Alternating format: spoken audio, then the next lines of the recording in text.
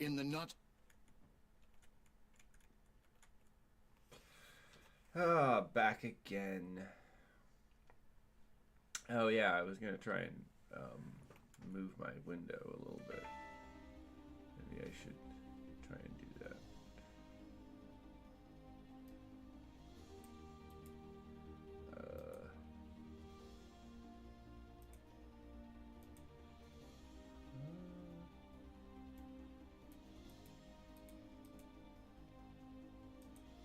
Did I lock it all in place? Oh, I did. I did. Okay, let's see.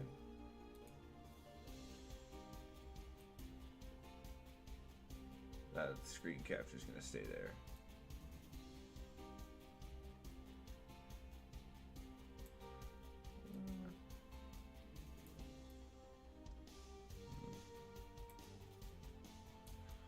Well, that doesn't even need to be fully on screen, really.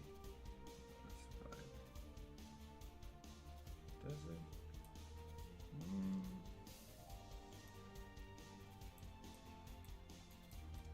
Let's put that there.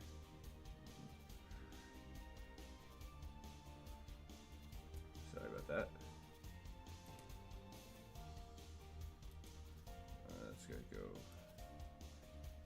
right over there. They're close enough for horseshoes. Hopefully that'll leave enough room for my hit counter to be visible when I play. You won't be able to see what I'm hitting on the buttons, but that's fine. I don't really mind in that instance. It's not perfect, but it's close enough. Oh, yeah. I gotta turn off that static screen. There we go. As you can see, it's evidently, it should be obvious that it's a fake screen. It's just a GIF. My mom and I have a standing joke / argument about the pronunciation of GIF, which she's wrong, but we've also got an agreement that when we're talking to one another, we have to agree to the King Solomon cutting the baby in half solution, which is to say "yif" rather than "gif" or "jif," which I don't even. It just sounds wrong. It's not freaking peanut butter, but I digress. I shouldn't get into that. Welcome. This isn't about peanut butter. Oh, I did. I remembered to go find the Wikipedia article for Zex Marquis's voice actor, and I realized after looking through it a little bit, like I haven't checked more than like 3, but it seems like this dude Yes, sir. plays a lot of blonde villains. Like he also played Mulaflaga, who, you know, he doesn't start out a villain, but he does eventually become a villain and then redeem himself again.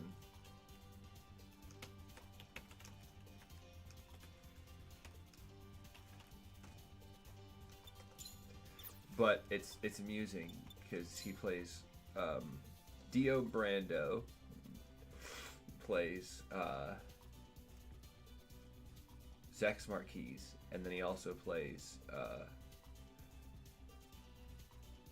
what's the last one I was thinking of? I can't remember. Mulaflaga. Brain. I don't know why my brain did that. Just decided to forget what the heck I meant.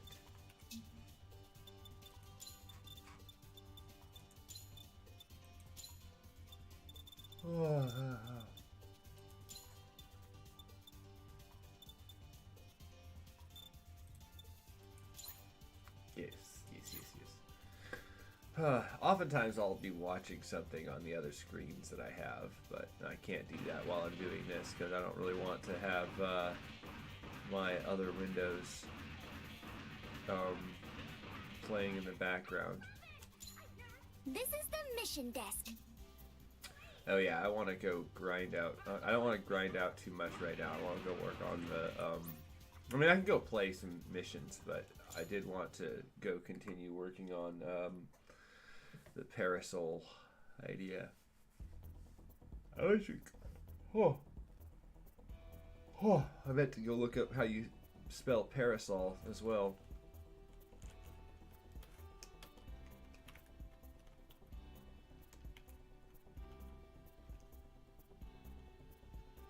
That's not right.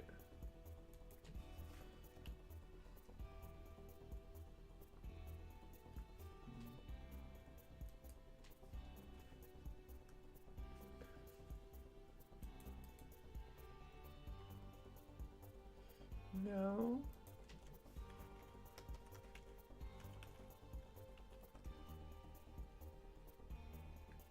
Oh, okay, yeah. It's got two A's, not an I, so it's still a totally different. It's a different thing. It's a totally different thing. I had to double check because I didn't want it to be double entendre and look like an umbrella. But then again, at the same time, if it's a fire elemental and it sounds like a double entendre for something that repels water, that would be kind of funny.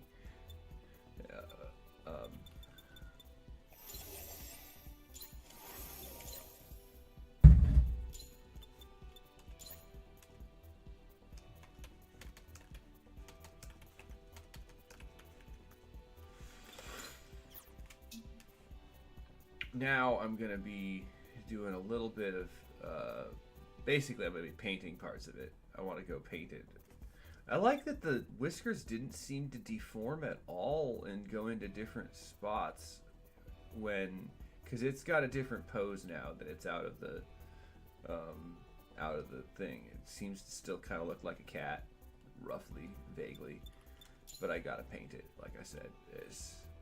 I think that the EX skills and stuff are okay at the moment, but you gotta work on that. I'm gonna mess with this a little bit because I don't usually go color everything the same colors, but I gotta have something to work off of that's not just a plain white robot, you know, even though I do kind of want it to have heavy white elements. I don't think I want those heavy white elements. Tan, white.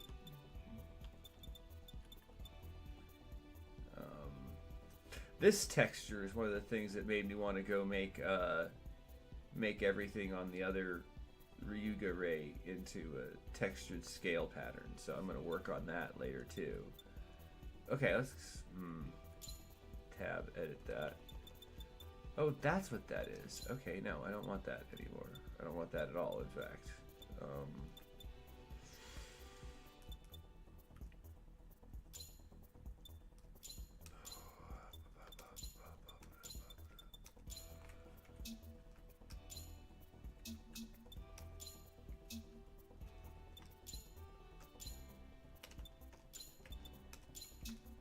I'm just going to be... I'm not going to... I mean... I'm planning on going deeper into the coloring of this in a few seconds once I get through coloring bits of it as I like. Why do I have 3 different colors of white? I don't have 3 different colors of white. I just made a blank space of... Okay.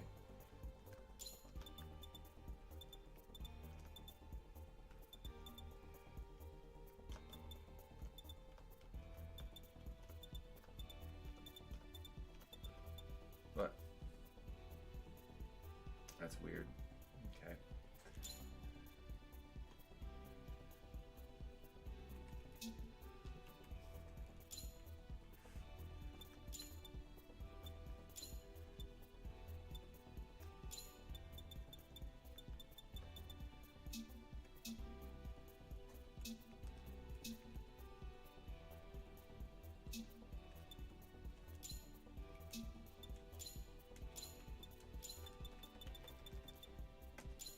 I swear that's totally not just white, but it barely looks like a different color.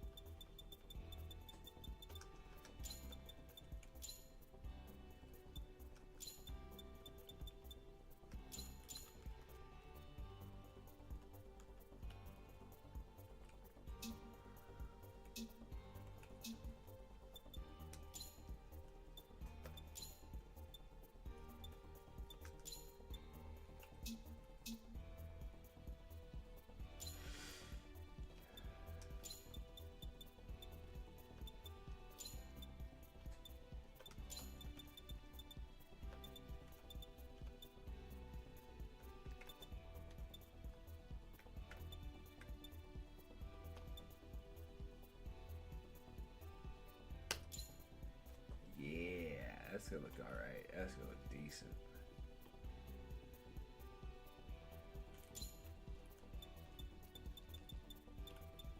And it's not identical to one of my other colors, I don't think. Yep. Well, I hope not. Huh. Maybe it is. I don't know. Doesn't matter.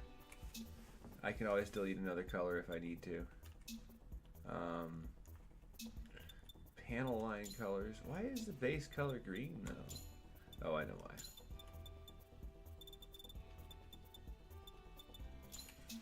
But I also need to change this to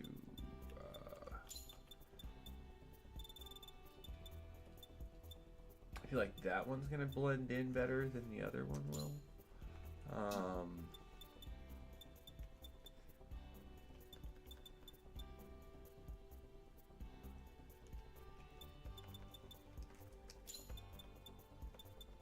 This doesn't have much metallic at all.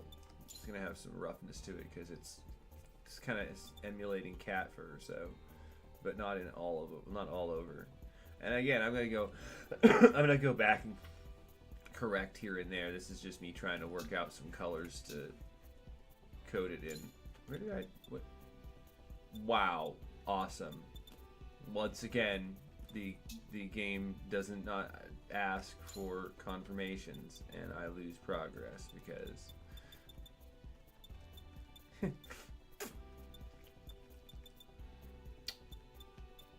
And I've almost filled in my whole, wow.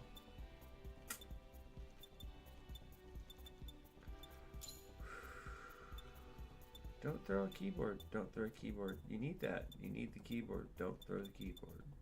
Don't throw the keyboard. Don't throw the keyboard. You need that.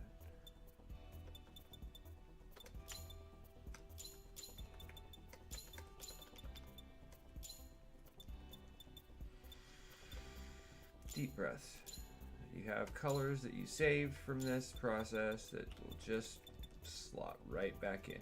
It's fine. It's fine. It's fine.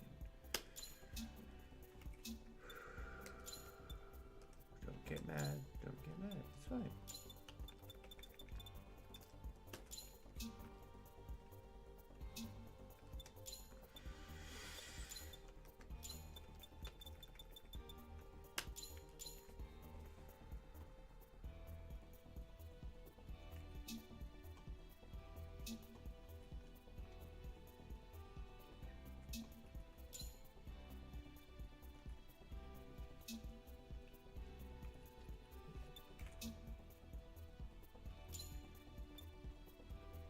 I am running out of color palettes to use though, but fortunately it doesn't have to work like that. Although I need to save that one because I need to use it later, so maybe I ought to be doing that more often, where I go delete items I'm not using anymore. Like this one I'm not really using anymore because it was made to try and test a what's the word I'm looking for? An alignment issue that I was having with some of the parts, and so it does not look right anymore. It's not necessary anymore. I've confirmed that there are issues with that alignment, so no need to try and do more of that.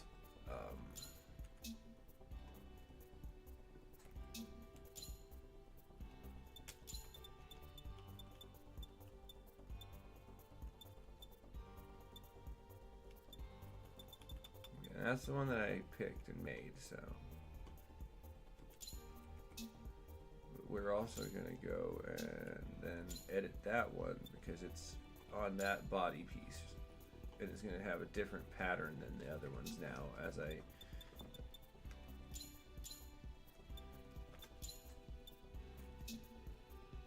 tab edit that a little bit.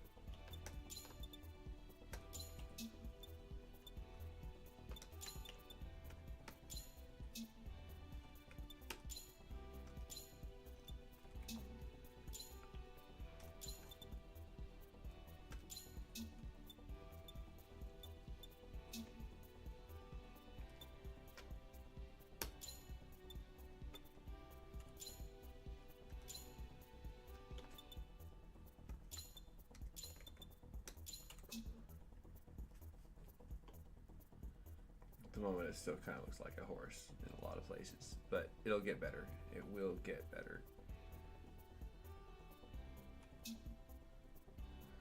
Like Bill Dotree says, it will grow back. Wait, this isn't hair.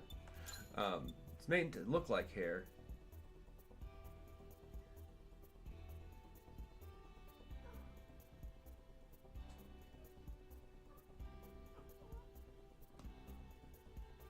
I mean, yeah and no. I mean, I can see that some people would say that it's lacking in content, but I would also see that they probably don't see it as an attempt at an online kind of game. But then I also feel like their attempt at an online game is rather hobbled in the social elements.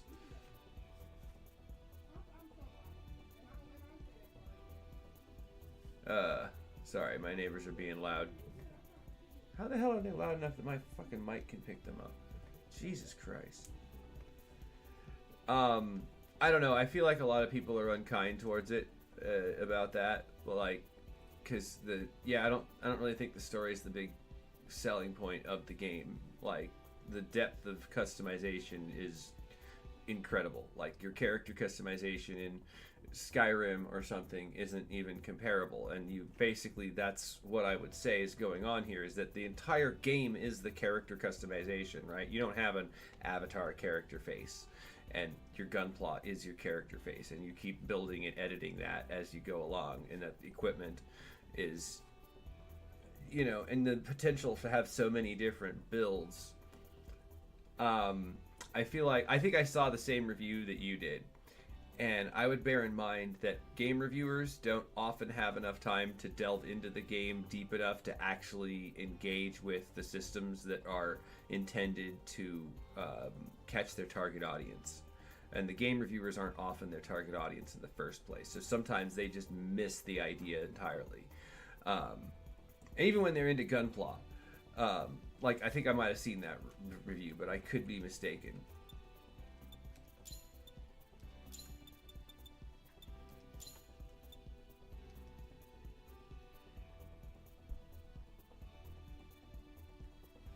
It's on PlayStation. It's on PlayStation, if I recall. It's on PC as well. I'm playing on PC, and honestly, I love it. If not for the fact that, like, it needs to have some occasional instances of, like, more questions about, hey, are you sure you want to do that? But I think you've been here for my rants about that.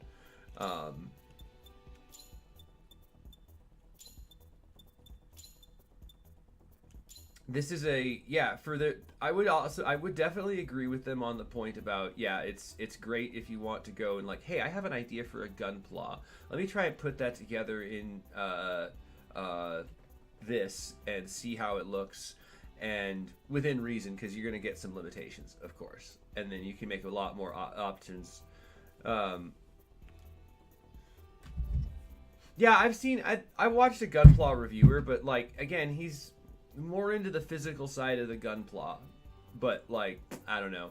I feel like if they really want to, they should take his advice into account and probably load down a lot of the DLCs with the fill that is missing in the base game, because it feels like what the base game did was try to introduce to us a bigger game that they're like, hey, here's the carrot, we're gonna bring out the rest of the game in, like, a couple of months. And that's what I think they're doing right now, is that they didn't release the whole game, and the whole game is technically still in development. This is, at best, if you go watch the story, a tutorial for a lot of the mechanics and mission types within the game, with a kind of tacked on anime ending. And I wouldn't even call it an anime ending, because there's a lot of threads of character personal stories that are still going on. Are they very deep? I would debate that they are as deep as you want to look into the characters as they have existed throughout the franchise that they've been in. I've not been into the franchise for very long, but as I understand it, Misa is a character who's been a supporting character who's had a character or a character arc going through multiple Gundam games, and the character from Gundam Breaker Mobile is appearing in there. So in a lot of ways, it's like it checks off a lot of boxes for fans too.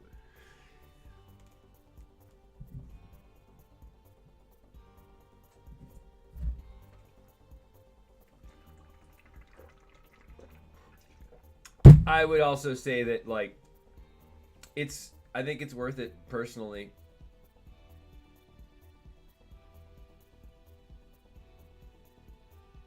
I do think it's kind of worth it, but that's because it is funny in some cases, man. I was stunned silent by Sana's new voice actress. It's not bad. It's actually good compared to what I got of Sana from GBM. You're more than welcome to go back to my streams. I go my first. It's been about a year or two since I've streamed, but there's a couple of streams that I went back and did the game all the way through the whole story mode on stream with a couple of Gunpla, and then I went through and upgraded and grinded the hell out of it until the last few missions. I was like, yeah, I'm chewing through these like candy, which is why I felt quite confident with the mask. But part of that was like, oh no, I'm putting on the mask. I've got to do my best to act like an ace pilot, and my Gunpla's got to be fucking masterful. Hi, how you doing? Welcome to my stream. I hope you don't mind the cursing. If you do, then unfortunately you might not like my content. I do curse, but I've read somewhere that cursing is a sign of someone who's more honest, because you're lacking filters in some regards. What was that? What are you doing, cat? If you hear noises in the background, it's either my neighbors or my cat. I'm not doing at the moment, I am trying to the new guy. I'm making a bunch of colors and stuff, and these are not going to stay in the same spot that they are in right this moment, because there's various elements that I'm going to recolor, but there are things that I'm going to keep on this. Like, I don't know if I want to keep some of these colors that I have saved, but some of them I've definitely still used, and I don't need to get rid of them. But this baby blue, yeah, I'm not going to use that again.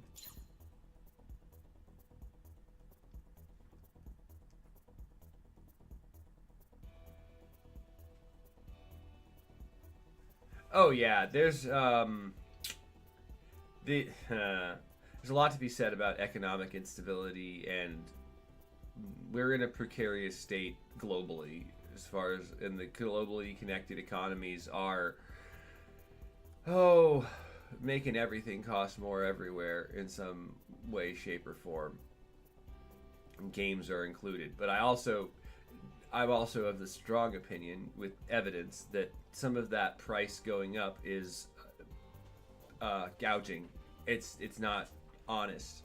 It's not sincere. The people who are making money, who are making a lot of money, and the people who are making the products are making very little money. And so that's in part why I think that I watched something recently about this as well, that or just today actually, about something that bothered me. It was a brief YouTube short that was like, GTA 6 is not going to be coming to PC, and it's not going to be coming to PC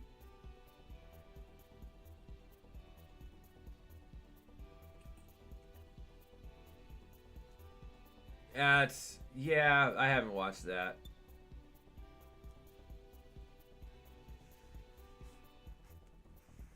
And the thing about inflation is that in 9 times out of 10, inflation is not some magical system that is rising. It's somebody somewhere along the line deciding that because this thing is in demand now, they are going to raise the price, because supply and demand says, okay, well, when I have the supply and there is a demand, I should raise the price. And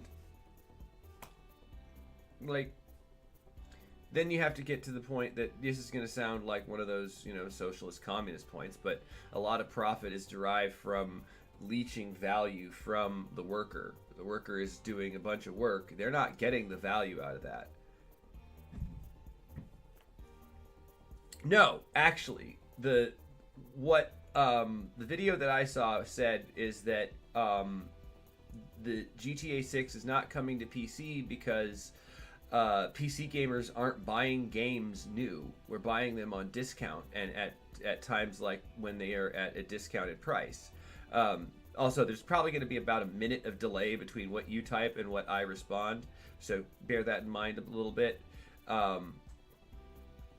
Because I have a high latency just so that I can have a smoother video feed in the instant that I'm actually having something going on. But we're buying things more on discount. We're cheaper about when we buy our games and how we buy our games. And I think that is, that's good and that's bad. I think that sometimes we need to, how do I put this? We're hyper aware that there's a lot of, unnecessary value being taken out of the market, but we're taking it out in such a way that's going to be hurting the developers. And by that, I mean the worker developers, as well as the CEOs. But, so, buying on discount is not bad. Go keep doing that. Because they're going to have to take into account that we're not going to spend as much and either drop the prices or get better at it.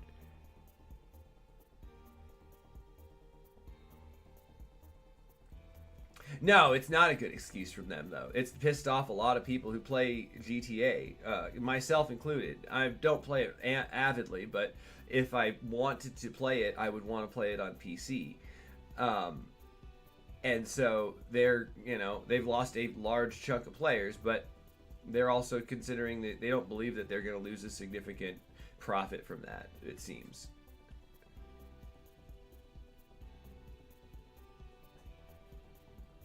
Yeah, like, I don't think they understand that what's going on is that gamers in general are becoming more savvy, okay? And it's not really just PC gamers. I think console gamers are going to get there too.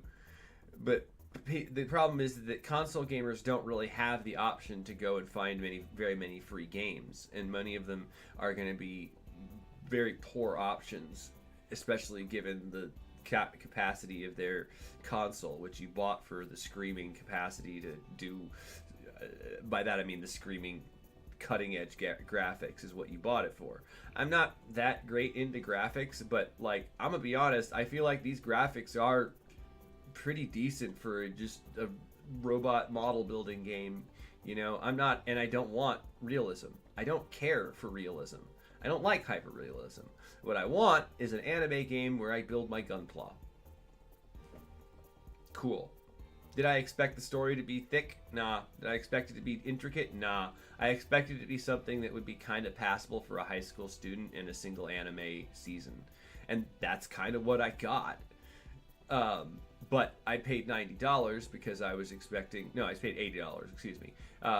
Because I expect that the DLCs are probably going to be sold for $15 a pop.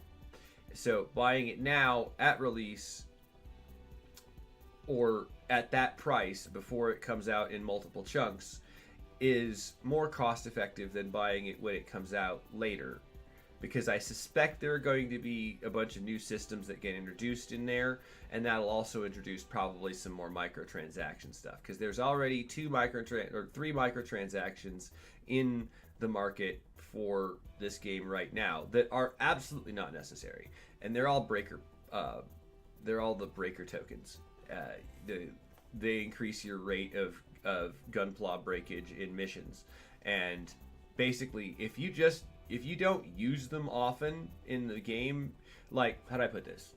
Okay, when you're just getting into a new chapter, your level caps haven't gone up yet, you don't need to use... That's when I suggest that you use your breakers, okay?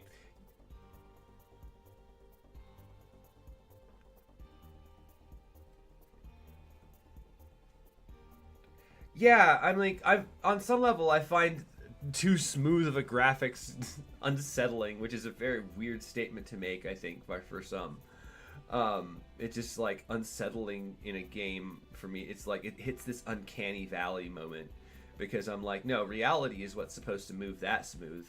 Why are these CG animated things? Because like I know they're not real. There's the simulacrum of a human face there, not a real human face. But there's also that I don't know. The uncanny valley is a very strange experience and I analyze and like to wonder about that a little bit. But I'm getting distracted from the gunpla building.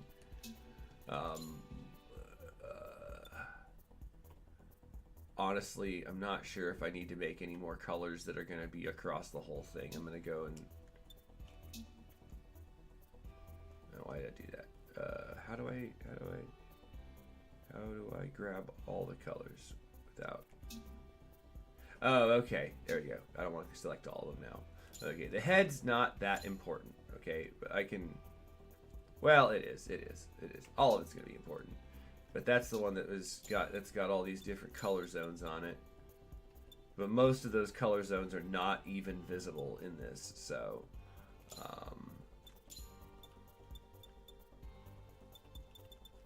and I don't need too many more colors because I've got a lot of tans and grays, lion colors in this.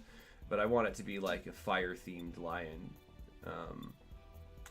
So there's going to be flecks of red periodically here and there. Fiery colors as well, because I got this fire texture here. I'm not sure how many spots I'm going to put that in, but I love it. Yeah, I can see that. I can understand that. For me, I'm being honest. There's a kind of a it's a good side and a bad side to wearing the goggles. Like on one hand, they protect my eyes from the light, so I'm able to game a little bit longer than I would without break. But then they apply a little pressure to my brow and nose, which creates another problem in my with it causing headaches a little bit. But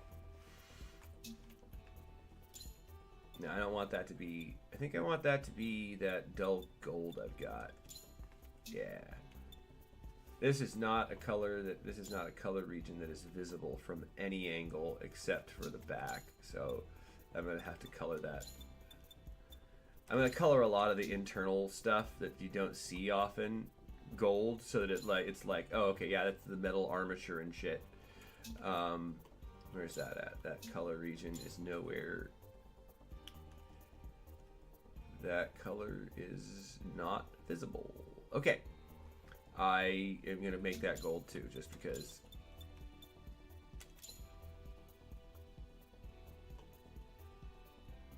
Kinda more like, a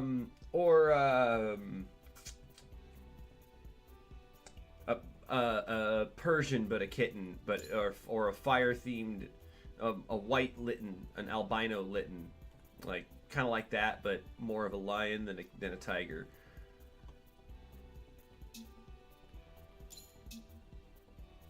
Because it will have a mane eventually.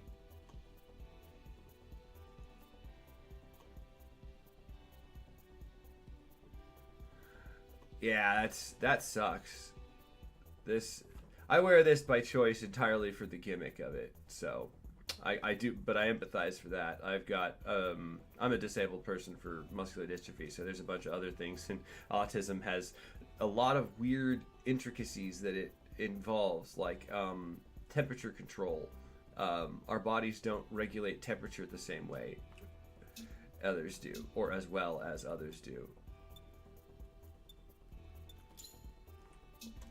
Okay, so now that I've got this color zone, now that I've got this thing, some of these color regions mapped out, I can go back and I think I might make that a tan, because I like some of the head is going to have some of these tan and gold sections, right? Oh, that's too tan. Let's to... Yeah, there we go. Yeah, there we go. That one's okay, though. This I want to be... Should it be a fiery horn? Should it be a flaming horn?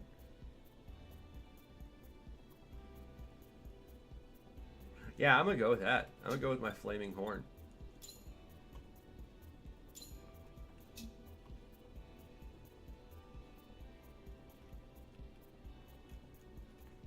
Yeah.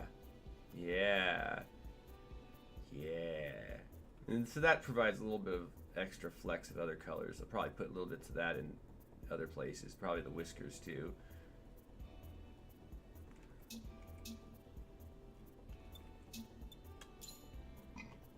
And the glow for this is the line on the face, so it's not going to be visible at all. Body is mostly invisible, but because it's some of it's visible, some of it is visible.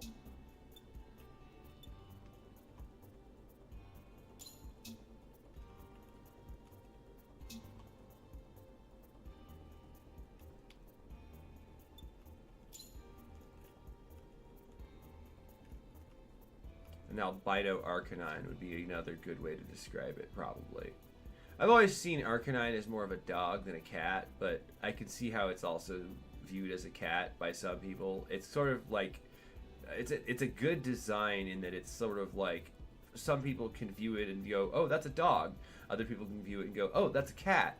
And it's because it's based off of the, I can't remember what they're called, the lion cat thing, lion dog. But I'm going to turn off my camera for a minute just to make sure that I can, just to take off the goggles for... I know I don't have to, but it feels like I like this. I also like the gimmick of it. I need to make that, I need to modify that so there's like a crack in it so it looks like the screen's broke. But I'm not going to do that right now. I'll have to, I'll probably just go find a GIF of that, like, or of another...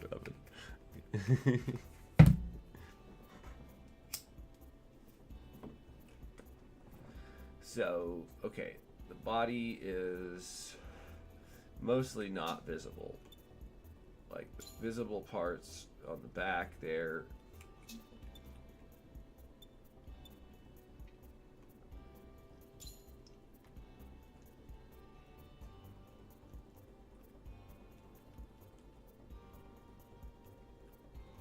Yes, it's a noble hyena. Yes, there we go. Hyenas are nasty, man. No, not Chow Chows, but those lion. There's statues out of Buddhist and I think Shinto temples, mostly Buddhist. More in China than in Japan, honestly. But I have seen them in Japan as well. Or at least I've never been to Japan, but I've seen them depicted in places in Japan. Since the chest is sort of functioning like a neck, I'm going to add like little details in there that make it look like some of these bits are going to be, you know, hidden, obviously. What is this color? Where is this yellow at? Oh.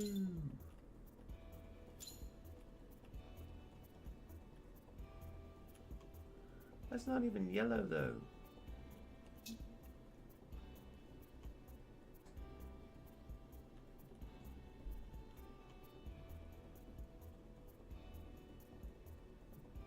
It's barely visible, but it's...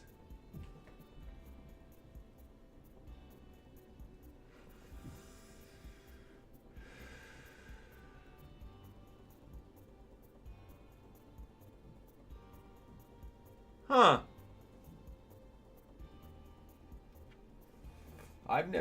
I did not know that. I don't think I've unlocked that. Maybe I don't have new type. Maybe it's in new type, past new type difficulty or something, because I haven't gone through new type mode. More or less, I'm A, dawdling before I get there, and B, building a bunch of different gunpla to go and challenge the new type mode with I've been thinking about doing it so that I don't use the same gunpla in every single mission, but that would be kind of weird too.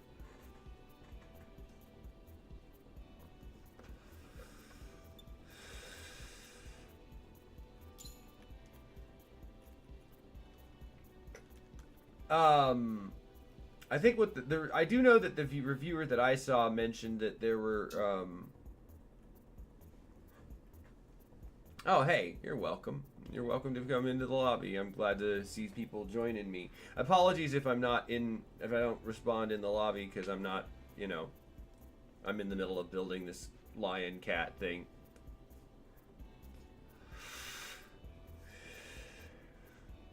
Oh, no. Unfortunately, you can't do that with weapons. I've got multiple weapons that are maxed out. You can have other parts that do that.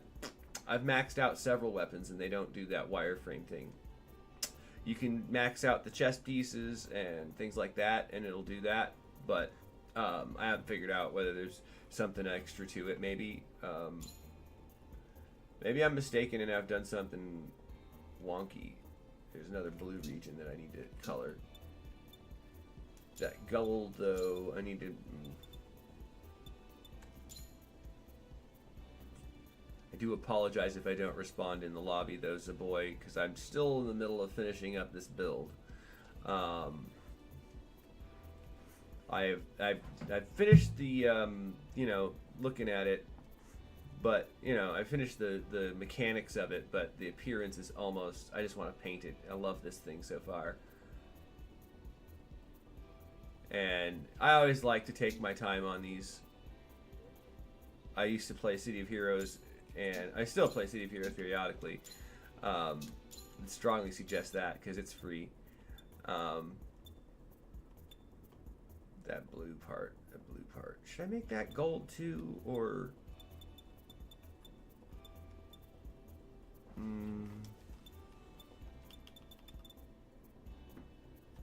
Yeah, I'm going to use that one there. Where's this white? Where's this white at? Oh, I think that's the A. I think that's the A in the middle of the thing, so it's not going to appear. Okay, I don't need to worry about that.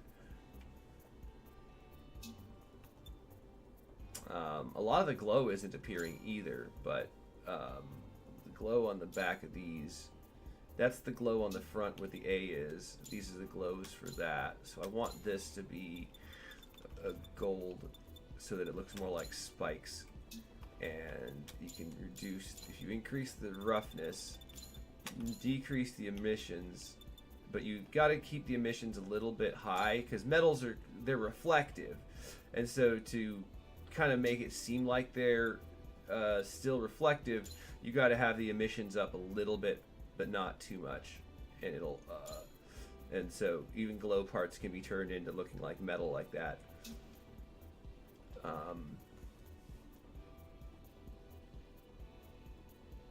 Yeah, I'm digging the vibe I've gotten off this thing so far. A lot of the arms are going to be wonky bits. Like, these are going to be whiskers. These need to be whiskers. So I want those to be basically pure white or flame colored. But because there's such a large region of the mass of the character, I kind of think that I should go with the dull white color that I've mixed out, so that they look like either the pale white fur or whiskers sticking out.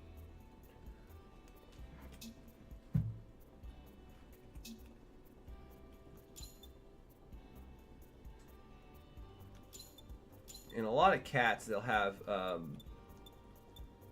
different colors at the tips of their whiskers instead of you know, the same color. So I kind of think I'm going to go with that kind of idea and make these more of a tan color. But I can't really. Maybe I can get weathering or something to do that, but I don't know. I haven't done much with weathering because being honest, I like my gunpla to look clean, but that's probably in part because I haven't done much gunpla building in person. Even though I do like a good battle damaged mech after it's gone through the paces, but I like my gunpla to launch looking just pristine. And then make a couple whiskers here that are gonna be that same tan color there. I think I should probably change that back to white though. What is that? Okay, that's gonna be that. It needs to be.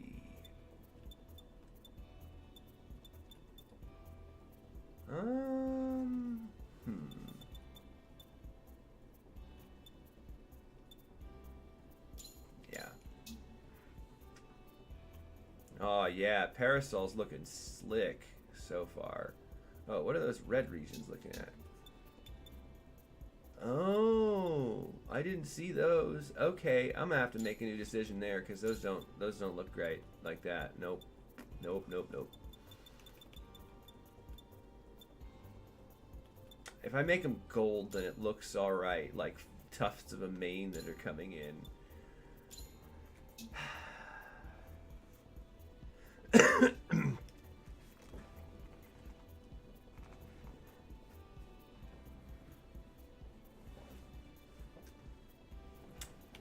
Yeah, I can see how there's some weirdness in the way that the various gunpla colors look. It's not perfect, but I also don't know whether they were trying to go for a realistic texturing or not either. I'm not in the heads of the developers. I wish I was, because some of the design decisions I do question. I have to go about and go like, what were you guys thinking? Do I have all the regions colored the way that I want them to? Where is that?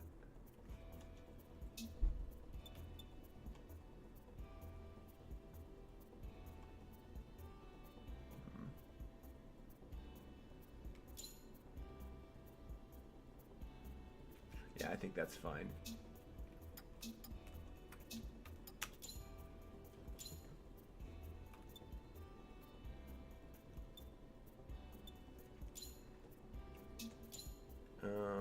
Did I save this? I swear I did.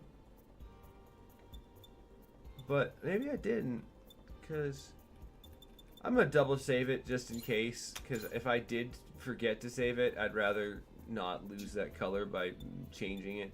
Although I do like that, but I think I'm going to make that gold so that it looks more like there's gilded armor on this thing, this guy.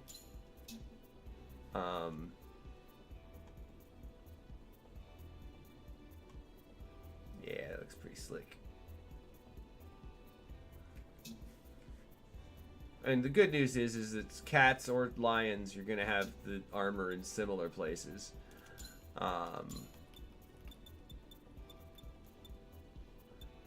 Problem with having mixed up my colors all over the place is, like, at this point in time, I want to be able to reorganize my colors without destroying them, but you only get one page of colors. There's no scrolling through this. I can't, at least as far as I know, I haven't been able to scroll because this is the palette that you get here, and you can't edit the presets. And generally speaking, I find that the presets are not that good. Like, there's some good ones. There's some okay ones. It's like they kind of just tried to set the bar, set some examples that they were like, okay, these are things that you can do with it, and go try it yourself.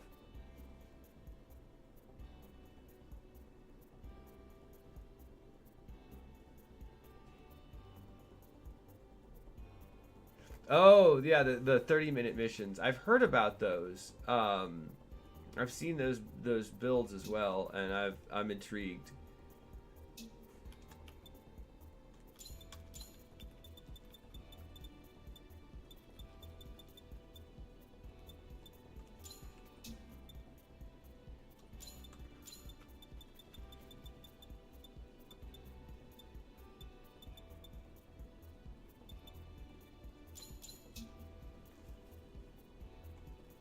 And now some of the supernatural elements are going to come through because it's still a digital entity, right? So that's just like coated in fire.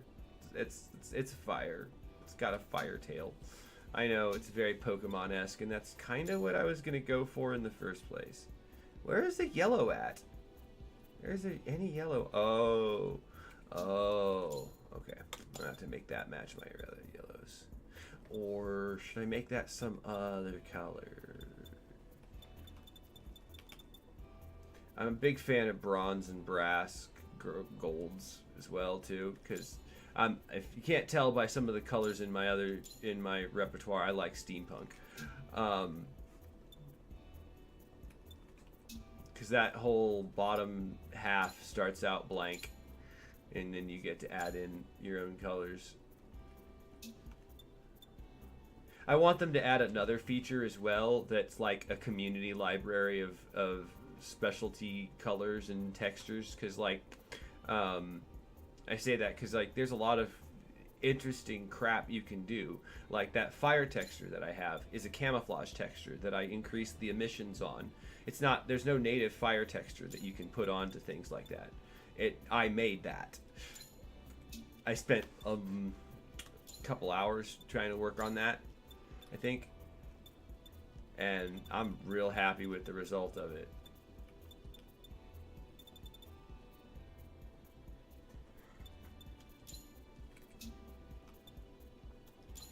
Yeah, because that's what I was thinking about after I finished the plot of this game. Was like, man, that's kind of like Digimon. I mean, it's a legally distinct Gunpla Digimon. Oh, I did double save it. Okay, yep, I double saved it. I deleted that baby blue, and so there's that one. Okay, I double saved it. Good job. I don't need my pink color there though. I don't need that.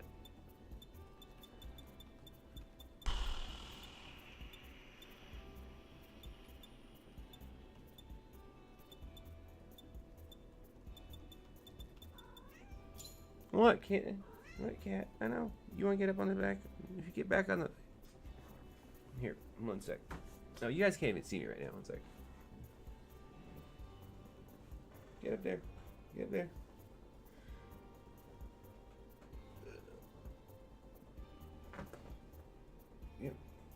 Yep. There you go. There you go, cat. There you go. Ow! There you go. See? Yeah, there you go. I'll feed you soon. I mean, it's not even time to eat yet, cat. It's the middle of the night. Yeah, you've got 3 more hours before you gotta eat. And you don't get... I'm still training you. I gotta start keeping treats up on my desk so that I can train her to stay up there like an evil cat. An evil genius cat. As all cats are evil.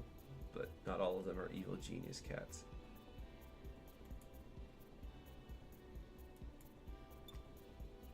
Yeah, this is... Yeah, like, all those colors that I've put here are things that I've put together for myself.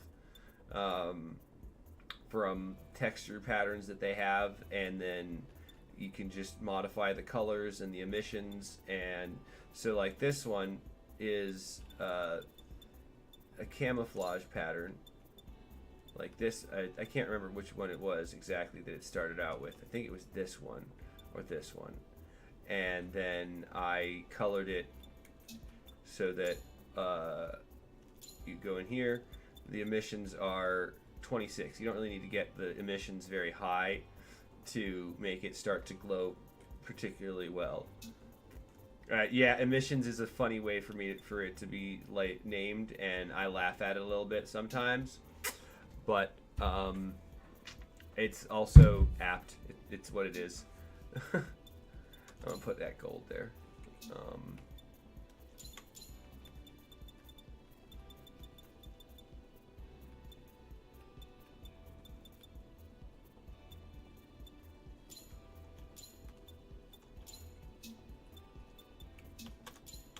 And then there's the fact that, like, this is one of my favorite tricks that I've been able to learn about, where you've got to make a rather dark color that you want in the metallic tone that you want, right? I already showed you this a second ago, but for any new viewers, I'm going to show this trick again because I like it.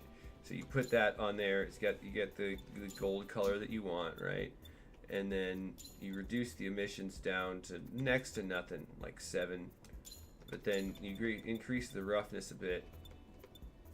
And now it looks kind of like a metal rod, you know, like a metallic horn kind of thing sticking out. I think I mixed up the colors on that other one though. Either that or I'm using a different glow color. Let me check. Yeah, I think I used a different glow color.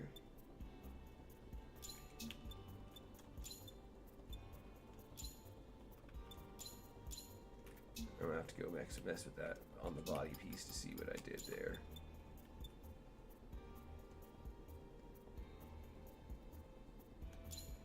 Yeah, because it's like, okay, photon emissions is what you're trying to describe, ergo emissions. So, okay, I did have it on the wrong color on the body.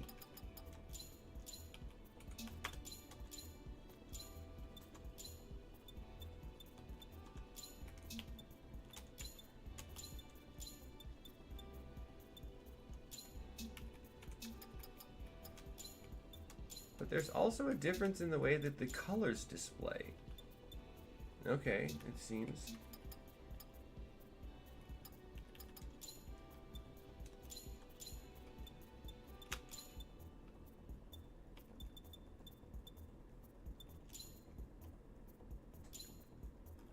Am I tripping? Does those look like different? They look different. No, it's an angle thing. It's an angle thing. It depends on what angle you're looking at it from. I'm tripping. I'm tripping. Now the guns, the guns kind of have to look like what do they have to look like? To be honest, they're identical, so I want them to be.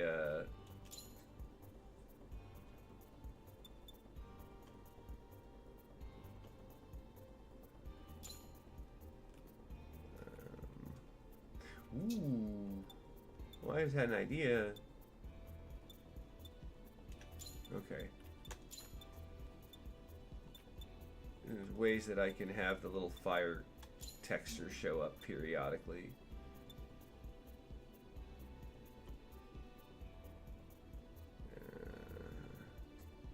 Fortunately, the Dober gun's not particularly visible in this.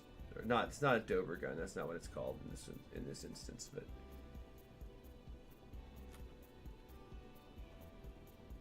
You gotta tweak this thing around, and I can't see the part that I want. I think I'm using the right parts. Okay. I think so.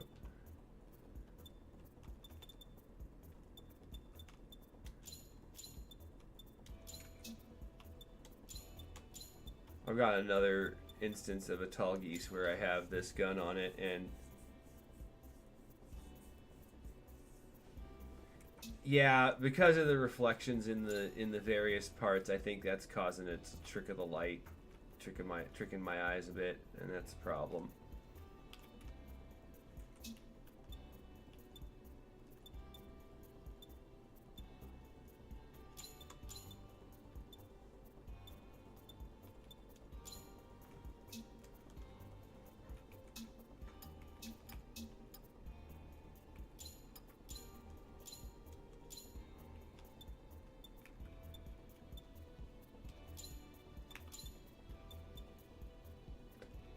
Apologize if Zaboy is being made to wait any more.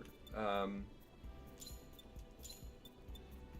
did say I'm quite finicky about builds. I'm disappointed to mention that I cannot color those kunai. I'm not allowed. It won't let me. Which is one of the annoying things that I agree with about one of the reviews I saw on Steam, which is that you can't color the particle effects. So it's rather frustrating. Although that's also not consistently true either. So I'm not really even sure which parts are and are not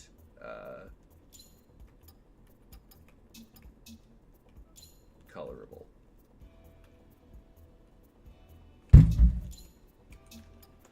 Now it's the shield. Oh gosh, I still got all those builder parts to go color. Oh, yay!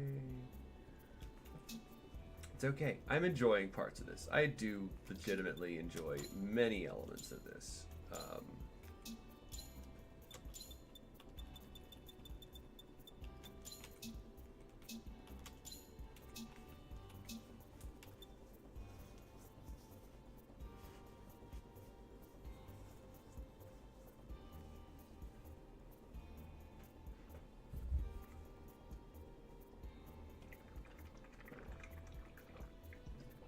Yeah, that's something that I've lamented. Because, to be entirely honest, there's a lot of... how do I put this? A lot of the transformations in Gundam literally just consist of rotating parts into unnatural angles. And then it looks like a jet. Like, 50% of the transformations are exactly that. Okay? The other ones are... okay, we got six jets and they come together to make a Gundam or some shit.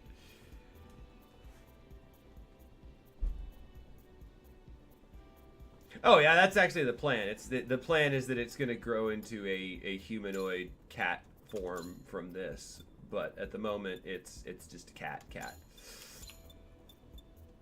I might in fact keep a couple of keep the next stage as a cat too, just because I feel like I've done so much effort into making this cat thing that if I don't want to get rid of all the effort that I put into making it a cat, I can reuse some of the elements that I made it look like a cat in this form on the next form, or the form after that, or the form after that. But other than that,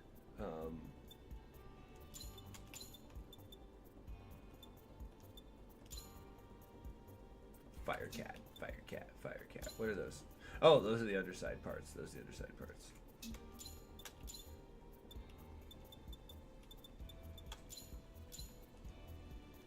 think. No. Those are the underside parts. You can't change a lot of the inner armature and stuff, like the connective tissue pieces, so to speak, of the Gunpla are all solidly stuck as whatever color they are. And I'm like, but you get to do that on some of them. Some of them it absolutely lets you color the thing.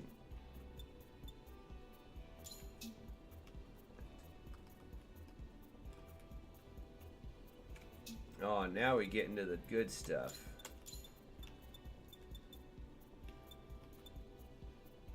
I'm getting the cat done.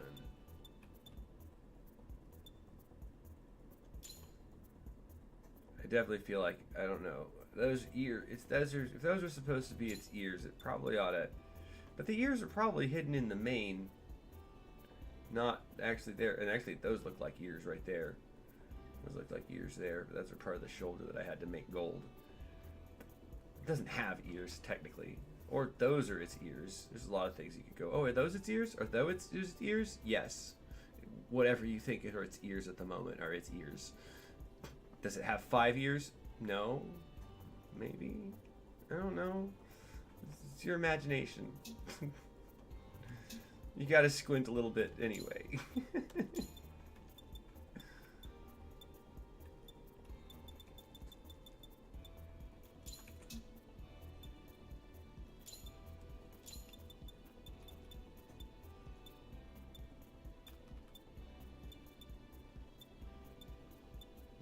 It is still totally just gonna have, you know, shiny white fangs, because it's a cat. Why has it gotta have anything but shiny white fangs? And it has good brushing habits. You gotta remember, it's got good brushing habits. I think I want it to have orange eyes. Yeah.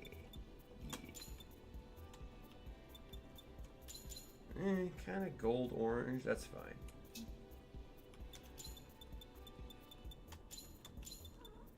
What's up, cat?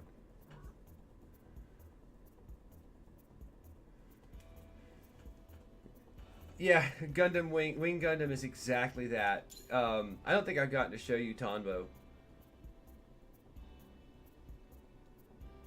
Yeah, and that's the thing, is like I've got a suspicion that I think I could make Wing Gundam bird mode, sort of. It'd be a little jank, but I could do it. I think I could almost do it.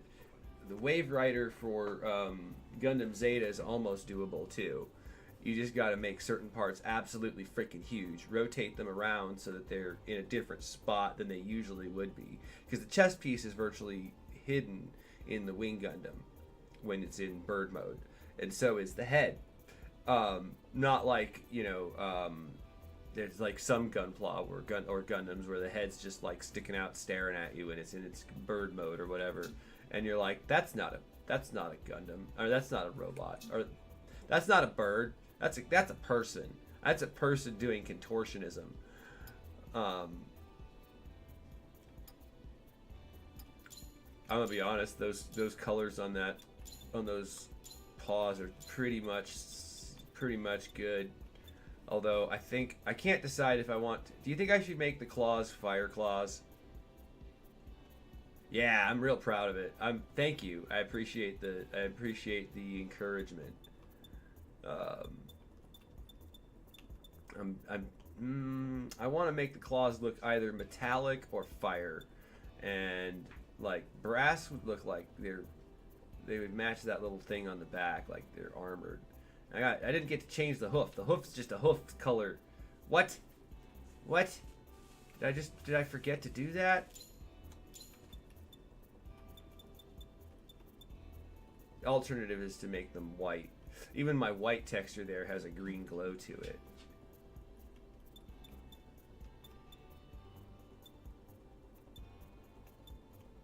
And there's that one, which is more of a tan.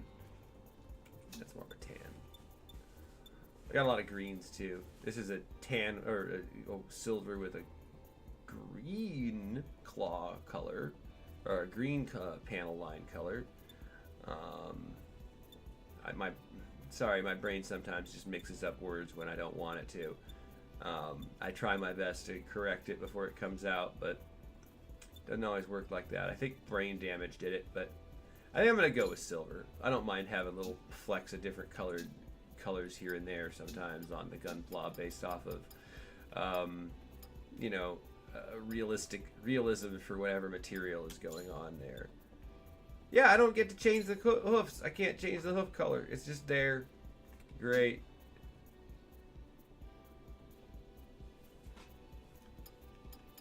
Well, that's kind of the hazard of having of streaming, is you're going to get some people that are gonna come in and talk stuff, and the good news is I can also just boot you if you get too toxic. But so far so good,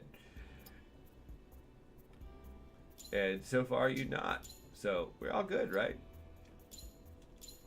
But I like honest people. I prefer honesty over getting too much sugarcoating. But then there's people who are like, I'm just being honest, and they're not being honest, they're being a jerk. And they're pretending that they're using honesty as a shield to act like they're capable of being, like you're the one overreacting. It's just a gaslighting technique. It's like just a prank, bro. No. Sometimes pranks can hurt people.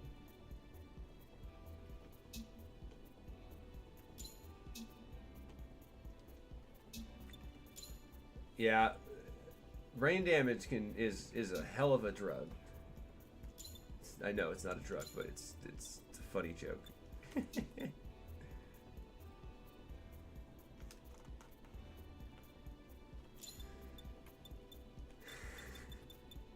My favorite brain damage joke, which I don't like to make jokes about brain damage. It's not like, if you've had it, then you've had it, and sometimes you can be touchy about it, and that's your right to be however you feel about it. But there's this joke in The Simpsons where he was working for like a Walmart stand-in, and they have like microchips in people's necks, and he pulls the microchip out, and he's like, and I didn't get brain damage, and I don't remember how many times he said damage.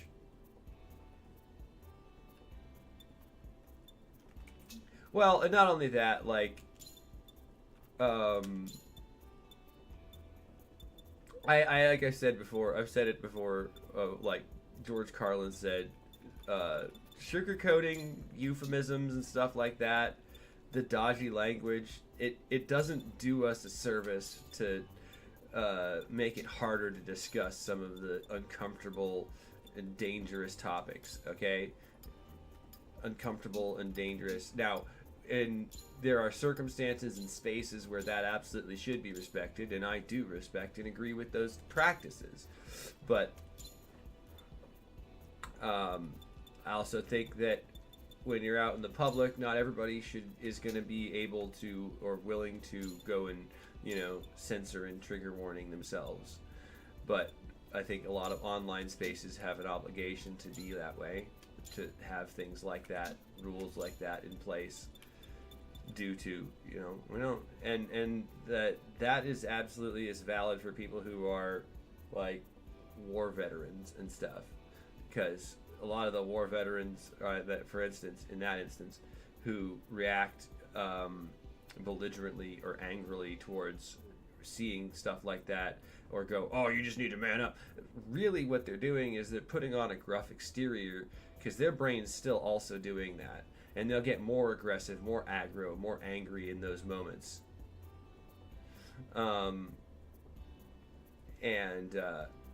As a result, that's when they'll have an emotional flare up sometimes. That's not, of course, I'm also, grain of salt what I say. I'm not a psychologist. I've just done a lot of, or a psychiatrist either, or a brain chemist, or whatever the thing is. I've done a lot of research into those various topics. Yeah, exactly. You need to, but like, humor is sometimes, how do I put this? Sometimes the best way to address the uncomfortable subjects in life and to get an honest discussion about those to take place is to make someone uncomfortable in such a way that they voice why that discomfort occurs, and the deep down intricacies of that can be important, because sometimes, like, oh, that makes me upset, you shouldn't say that, is trying to hide from something that you don't want to see, but is absolutely a valid experience that needs to be acknowledged, and so on. Not to go off in too vague with stuff. I'm into dark humor. Like, man, this is a terrible thing, but like, there was this moment in a Gundam movie that I simultaneously was shocked at how kind of brutal it was, but I also laughed my ass off at it. And it's this woman, this woman is carrying a baby, and carrying the baby along, and the Zaku's and the Gundams are fighting, and a shell from one of the Zaku's, which is, the size of somebody's head or a canister or like a 50-gallon drum, falls on this woman's head and kills her. She's just dead. And the baby survives. The baby's fine. And for some reason, that made me laugh. I know I shouldn't have laughed at that, but just seeing her domed by a shell from the Zaku, I don't know why that made me laugh that first or second time. It was messed up. Every time after that, I'm like, oh God, that's horrible. That poor kid, that poor woman. But that first time, for some reason, I just...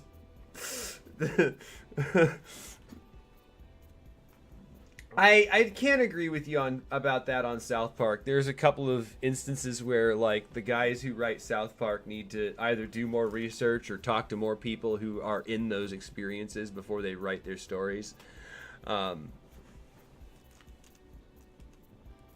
But other than that,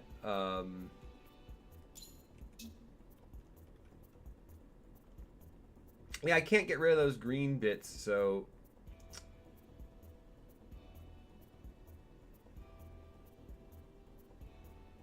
Oh, I do want to go, I need to go mess with those builder parts on the claws.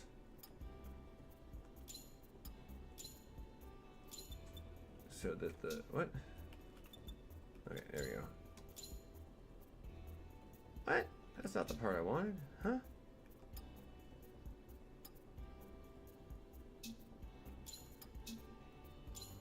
Is it? Okay. Oh, okay, yeah. I'm just gonna have to ignore that hoof thing. But there's another thought that I had, which is I need to treat those bits like they're the pads on your paw, on a cat's paws. But then I go, oh wait, those aren't the paws.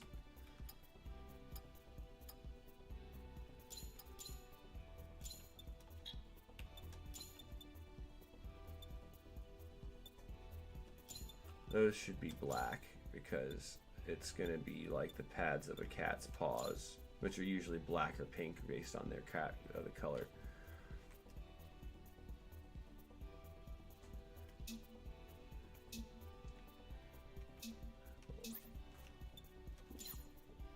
Yeah, I'm digging that. I don't like how that thing comes through the eye. That's weird.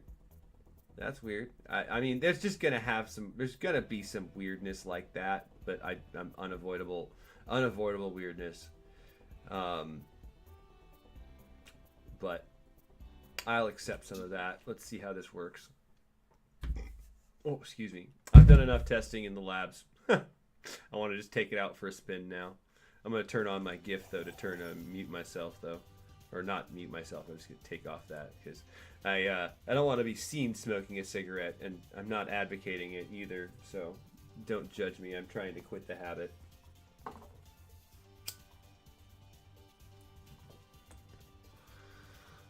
YouTube will probably demonetize you if I were seen on camera doing that. Okay, because the goal is to try and make it look like at least it's walking, like it's a cat walking on the tips of its toes. Oh my gosh. Good to be here. Oh, I love that.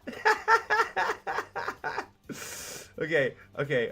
Hold up. I'm gonna switch real quick. I gotta save this because I forgot to save it on my blueprints. I like where this came out, but I have another build because we were talking about how, you know, various transformations are just rotating parts and shit like that. Metal Gear Cat, yeah. Yeah, that's just like, man, that's the one thing I don't like. Like, if I flip the arms out, it would just be like, oh, he's got arms coming out of his face, and then that's another problem. It's another problem entirely.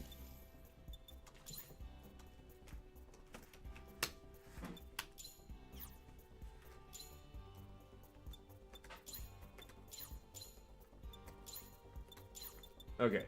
I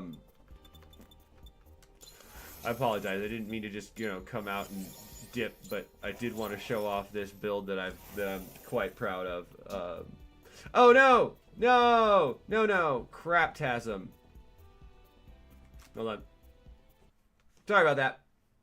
I Alt F4'd because while I did save one of my builds there, I'm hoping that it didn't get to the server before it deleted my Dragonfly build of Tonbo.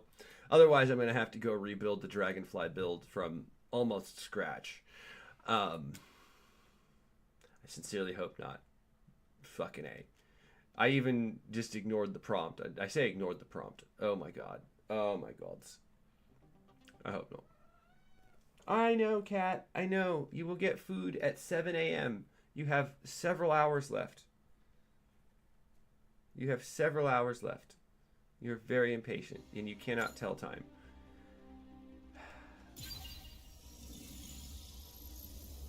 Oh yeah, see, there's some weirdness in that, but I can accept some weirdness.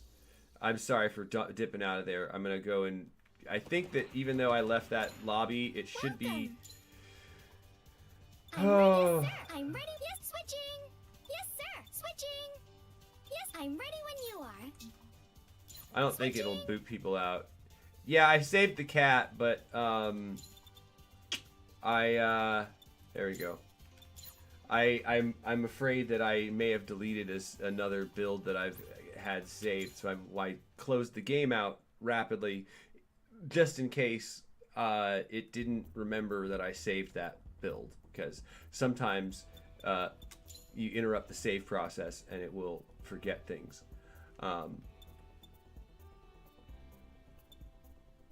Nope. I lost the Dragonfly build.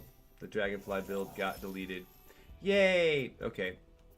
I'll have to go load up the old version of it. This is the... now I gotta go rebuild that piece of shit.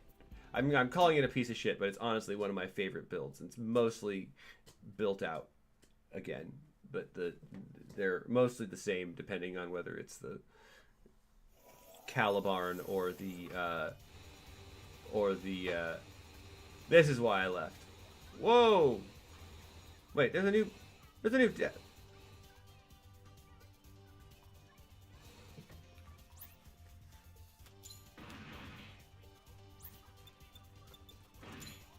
that legitimately made me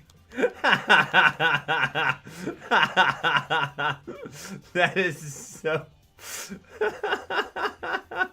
okay, well, I'm gonna have to recreate I have a different colored form of this that is but this is the first version of it. I made another colored version of it because of the Pro Tag contest. This is my own preferred colors scheme. This is my Dragonfly Tonvo.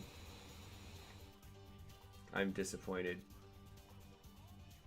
I'm disappointed that I made that mistake. I think I'm honestly more proud of this than I am of a lot of other builds, just because I think I nailed the Dragonfly look.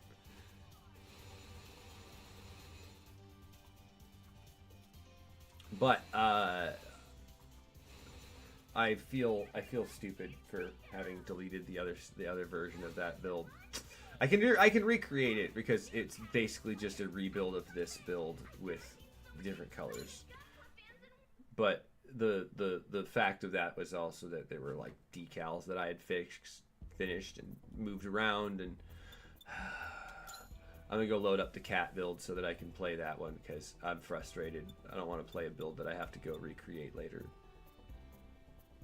This is yet another version of it.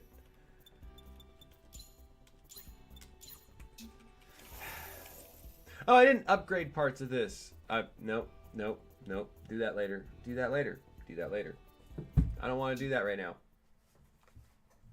That's going to bore me and the stream.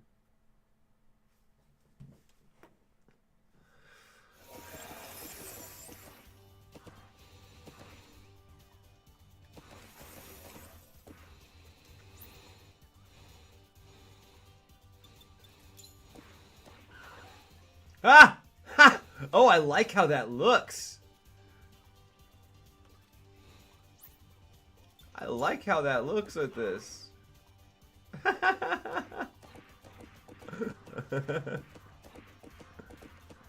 Yeah, I'm disappointed about accidentally deleting that build, but like the good news is I can relatively easily recreate the Dragonfly build. It's just a matter of putting the parts together and reorganizing them.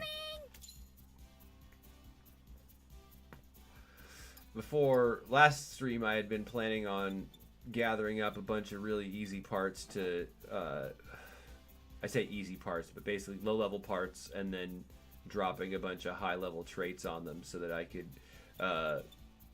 pass them over to my clanmates when they get this game. I got a few different clanmates that are people that are supposedly, I shouldn't say supposedly. They're planning on buying the game, but they haven't bought it yet, so future clanmates. Don't say clansmen, that's not the same thing. Nope. Don't say that. They're definitely not that. What are you doing, cat? Why are you attacking my ass through the chair?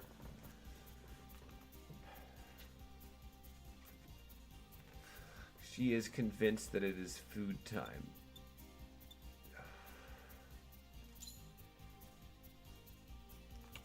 Although I do, let's try this on standard mode for now. Because like I said, I want to get the cap for these parts are probably level 13. Ooh, I like that. That's slick, man. I am perpetually impressed by people's builds. Oh my gosh, yes.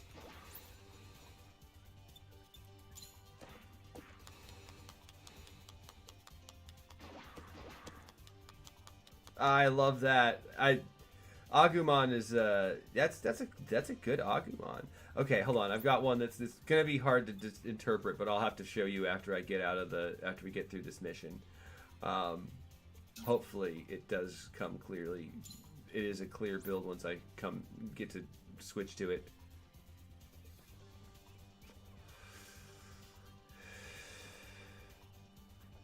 Yeah, no triple KFC members allowed. No. No, no.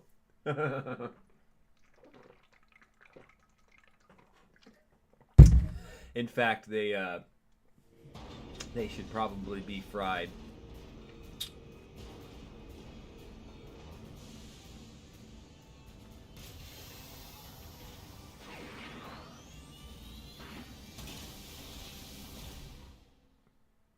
Honestly, it doesn't deform too much from the lion. Honestly, even when it is active.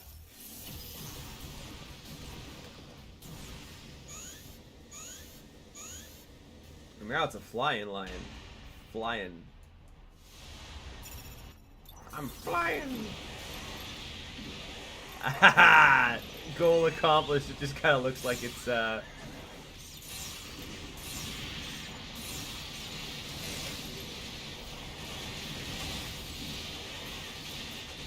That is to be expected. This is standard mode. We're gonna just chew through these guys. I love doing it too. It's one of my favorite things to see. I love doing that. This is, you know, I'll put up the difficult. What do you do? Why do you do that again?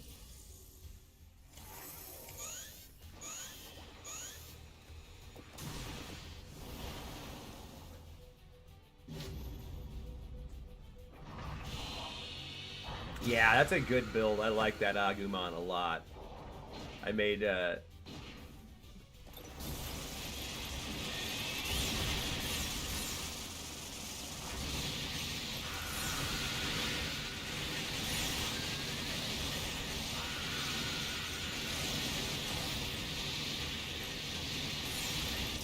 red cat.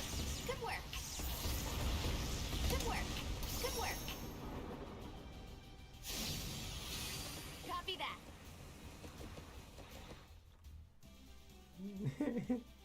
I do gotta laugh a little bit at it. I didn't do custom pose for this one yet. Alright, it still kind of reads like a cat though, even from that angle. I mean, it's kind of hard not to when it's got a big cat face, but like the paws and stuff. I mean, like those, it's that those cannons. Those are clearly cannons on its feet, obviously. That's the second time I've gotten the Phoenix unicorn back. Not to complain about it. I like that back piece, but I've got a bunch of them.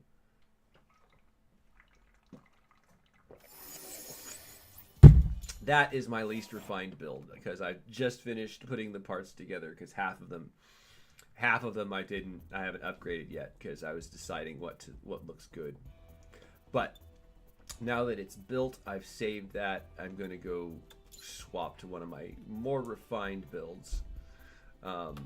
Because, like, I've been working on this idea that was based off of the AI in Gundam Breaker that I'm calling them Sigmajin, sort of like Majin Buu, but instead they're an AI program kind of thing that are in the form of Gunpla-style monsters.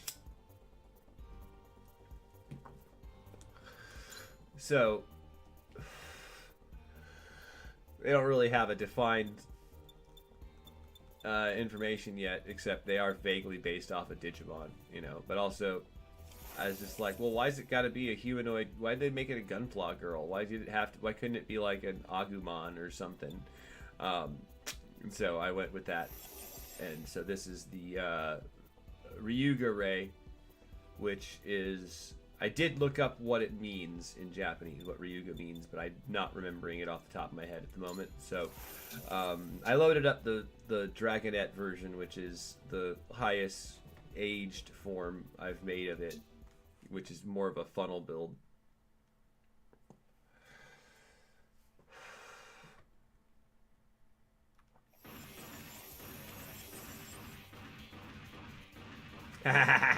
Greymon, yes, yes.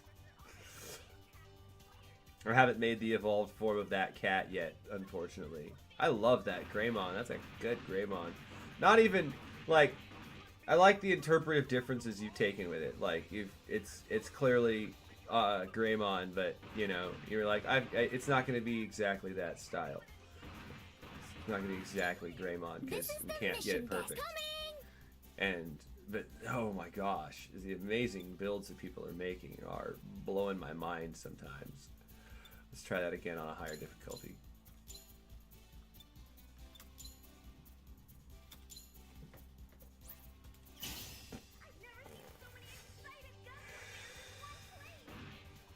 I am definitely confident with my decorative and functional builds.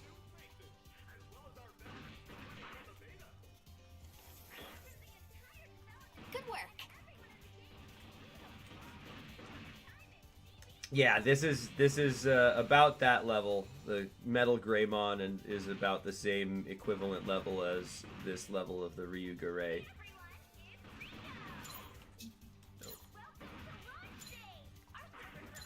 Yeah, let's go.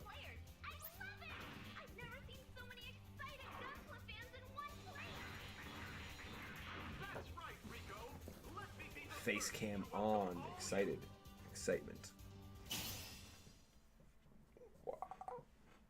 I haven't gotten to take the Ryuga Ray Dragonette form out much yet, even though I really do enjoy it. And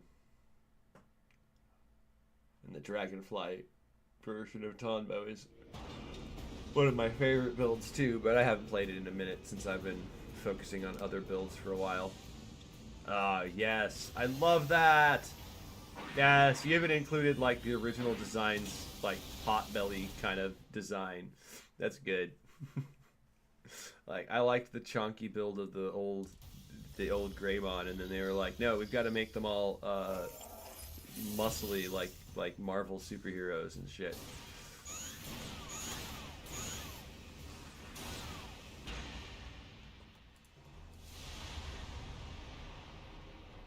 Now this should be more challenging, I hope.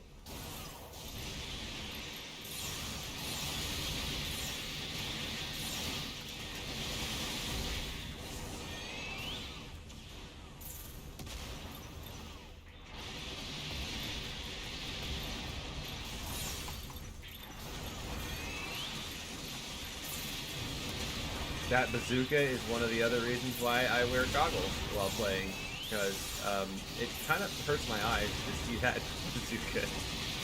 Goes boom.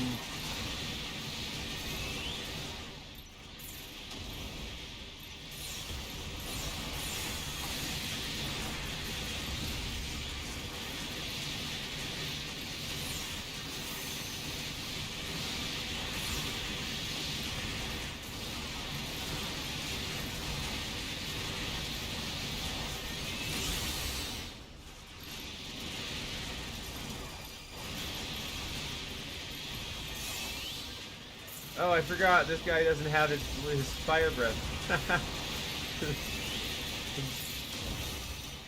I am really annoyed at how prohibitively expensive a lot of the funnels are for the builder parts. It's like, oh no, we don't want you to use those. We just want you to have them for cosmetics. Like, there's no EX skill that has that much cost.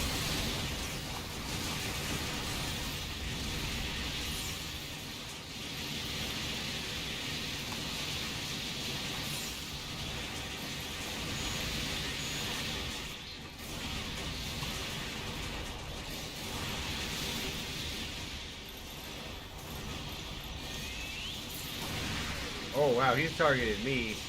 He does not like me.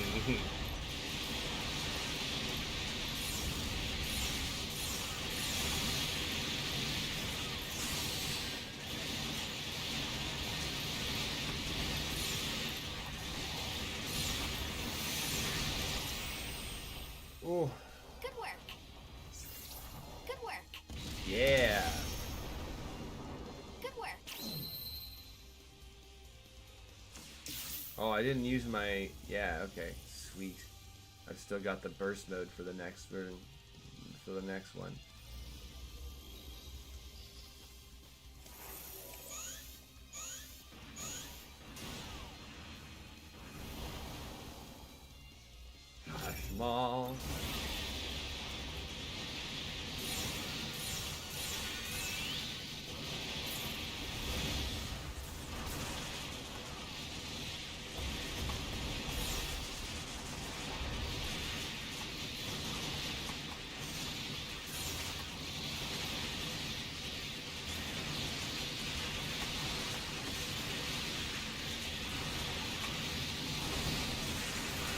Oh wow, I love how FX burst mode basically increases your speed similarly to the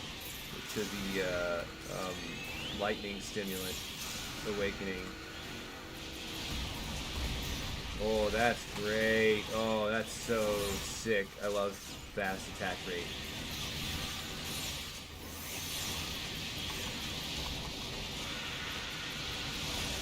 Because believe it or not, the fast attack rate actually affects the ticks of damage from both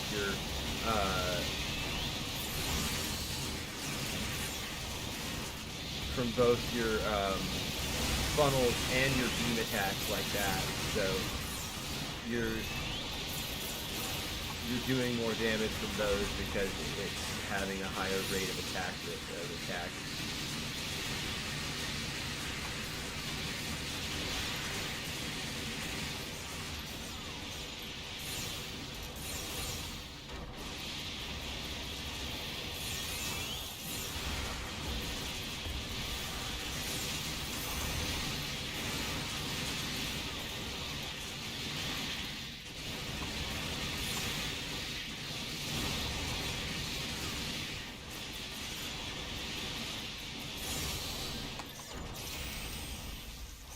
Good work. Good work. Good work. Yeah. Oh man.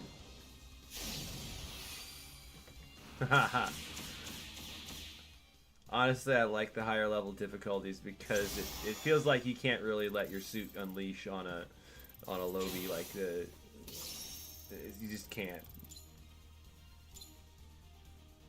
Oh yeah, now I got that piece. I've had that piece too, but yeah. No, I'm gonna keep it. Now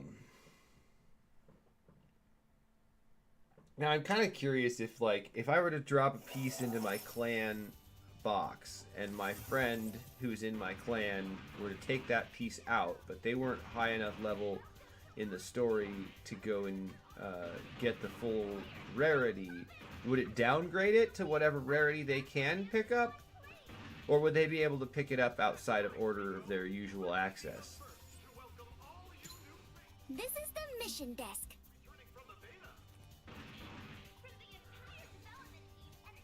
Yeah, there is that. Yeah, I took next to no damage. I love. That's a good Greymon too.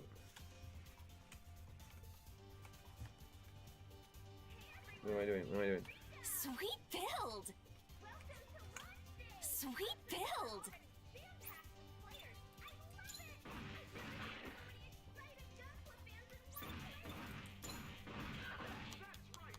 I love these. I love the creativity people have made. Like that helmet is. It's just.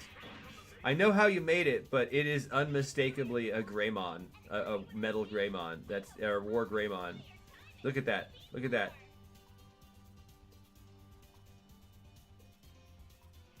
Look at that. You could. It's. Just, there's no denying what that is. Like interpretation be damned. All right, I'm gonna swap build a little bit. What do I have as an interesting build that I have?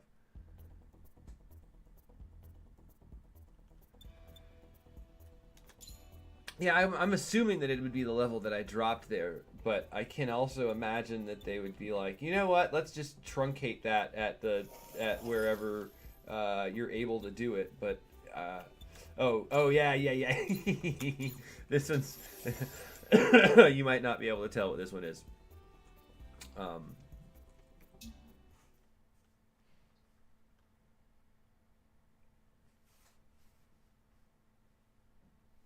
It took this one's a goofier build, and I need to be shouting aura every time I fight with this one because it's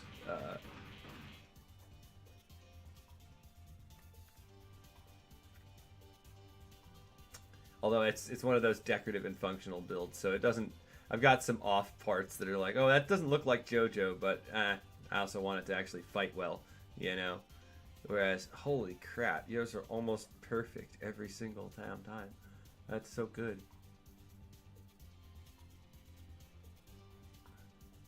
it annoys me to no end that like good builds like that end up looking weird if you go and try and pick up a skill that's not the that's one of your mastered skills. It wireframes the parts that you have on there.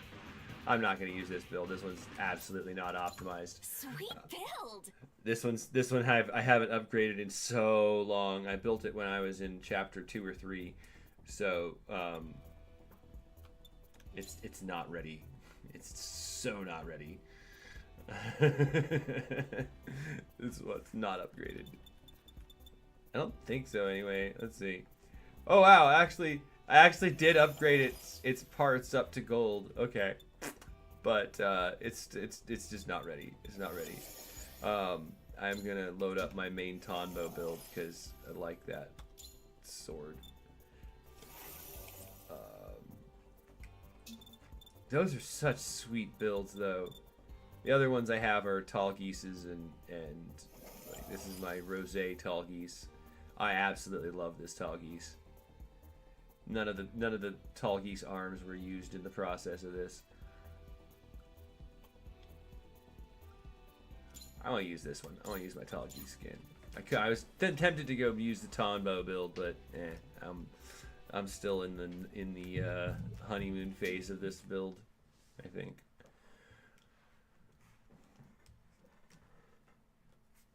I'm so happy with this Tonbo build, or this tall geese.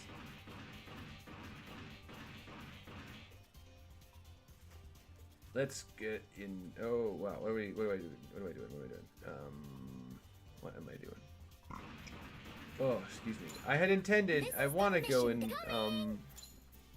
grind out a bunch of cheap parts for my friend, but that's gonna entail, in part, going through and playing the extreme difficulty, low-level missions, because it still drops low-level parts, even though you're a high-level team. It'll drop low-level parts that'll have high rarity abilities on them. Especially when I have my drop rate build on, which my Tall Geese Rose is a drop rate build. I'm proud of this one. I try not to get too arrogant, but at the same time, I also sometimes play the role of an arrogant. Like, you gotta play it up sometimes, you know? You gotta have confidence in yourself. Oh, yeah.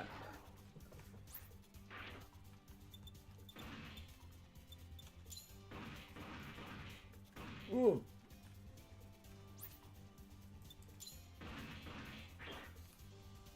I think it's funny how, like, I've said this in other streams where, like, just the sign language of how we decided to interpret and communicate without having the ability to be like, hey, I'm going to start the mission now. There's no, like, I'm starting the mission now message, I don't think. And at least not an easy way to access it, if there is. But if you, in lieu of that, people just go, we're starting. And then everybody's just, all right, we're starting, cool.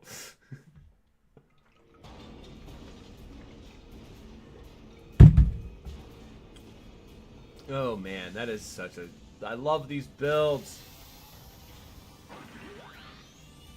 I am honestly not sure what they're referencing with the white girl robot. I wish I did. If you know, please say so in the chat. I'm more than willing to go and look up an anime or something.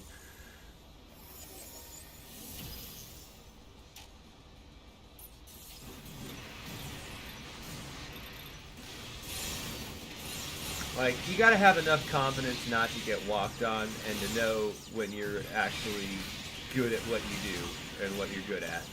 If you don't, but at the same time, there's the other side of that when there's undeserved confidence and absolutely confidently incorrect at something. But those are one of the funnest things to witness on the internet is confidently incorrect people. It's like, yeah, the Earth is flat. It's not flat. I'm not a flat earther. And not to alienate some viewers, but if you are, you probably shouldn't watch my stuff. I'll probably upset you.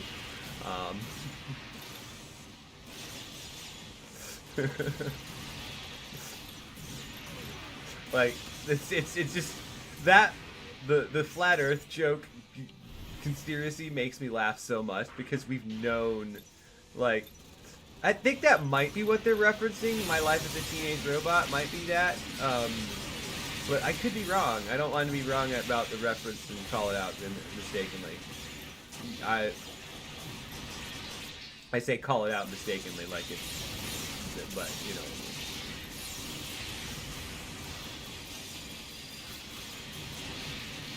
But yeah, that's honestly, I love the Lincarnation backpack for that little flower on the back. That is such a sick looking, sweet looking build. I just didn't want it to turn that way, but now it does. It looks funky the way that I have it oriented, because it's like, shouldn't it be pushing the Gundam down? It should be, but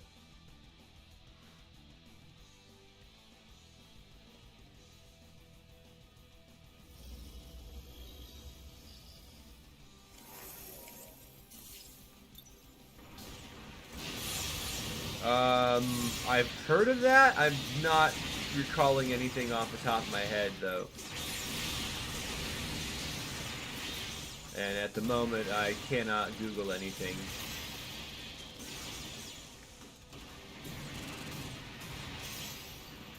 I don't have one of those OK Google machines, and I wouldn't put one of those listening devices in my house either. Not that I'm super paranoid, but, like, I don't know, man. I feel like Google should have to pay us for our data. Like, legitimately.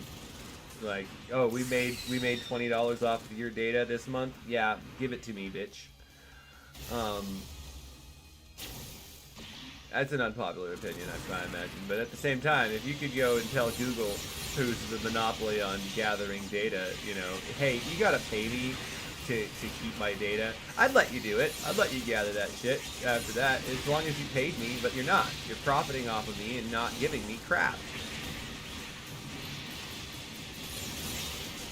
Oh yeah, I've been enjoying the YouTube commentary scene a little bit too. I've been trying not to engage in it, at least not on this channel. I have another channel that it's a masked persona as well, but I'm trying to keep a little bit of a, I don't know, a game of secrecy, if you will. If you find the other channel that I run, it's almost entirely YouTube Shorts, and I've only been doing it for like 2 months now or so.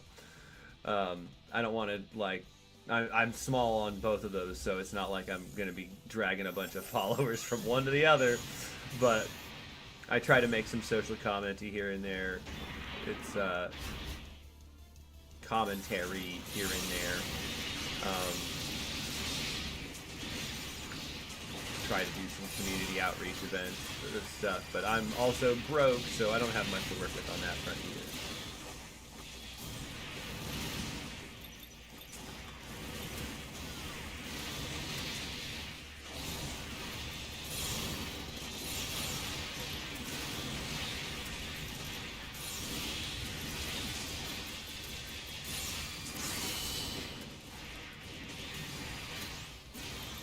Yeah, it looks better when it turns all red.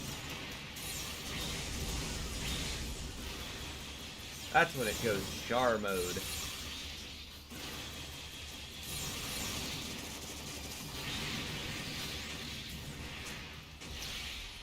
Yeah, it's a bit of that. It's also the Good work. it's also partly that other channel is themed after the idea of making a sort of performance art, real life superhero. So I'm kind of giving away too much detail there, probably. But compartmentalizing it a bit, and you know.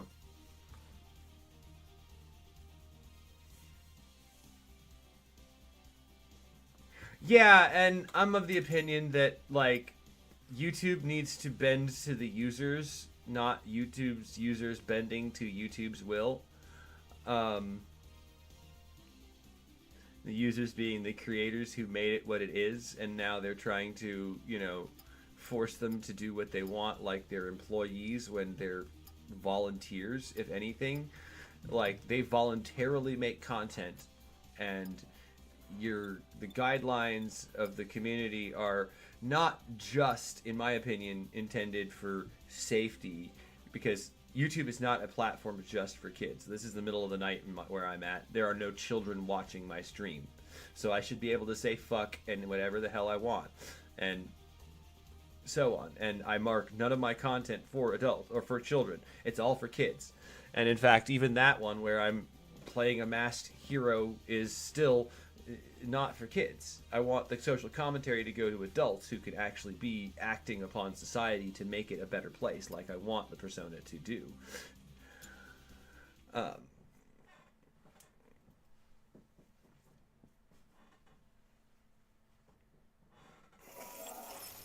YouTube's copyright shenanigans is stupid on some level. Like, firstly, because they don't really, how do I put this? Their copyright reporting system is still abusable, to say the least. That's one way to put it. Oh yeah, yeah. And then not only is it abusable, I'm mostly going in my room to check how many parts I have before I'm gonna reach cap. Cause, oh wow, okay. I've got a few parts that are gonna reach cap soon, so I'm gonna go. I don't know what I need to do with those. I there's a certain point at which, like, I'm not gonna do much with some of the heads, because there are a lot of the Gunpla heads that I don't want. I'm just gonna sell them. Like, they're there for parts, and then it'll be like, yep, your inventory's full, so you can't go on missions. But I'm like, but I've got a bunch of rare crap that I don't want to sell. I don't want to incorporate into something else, and I don't want my inventory to be full. This is the mission desk. I don't think they should have an inventory cap to begin with. Like, what's the point of it? That's one of the suspicions I have about future monetization, is that they're going to sell us inventory increases like they did at Gundam Breaker Mobile. It's a fear, but be warned, and hopefully it's not prophetic. But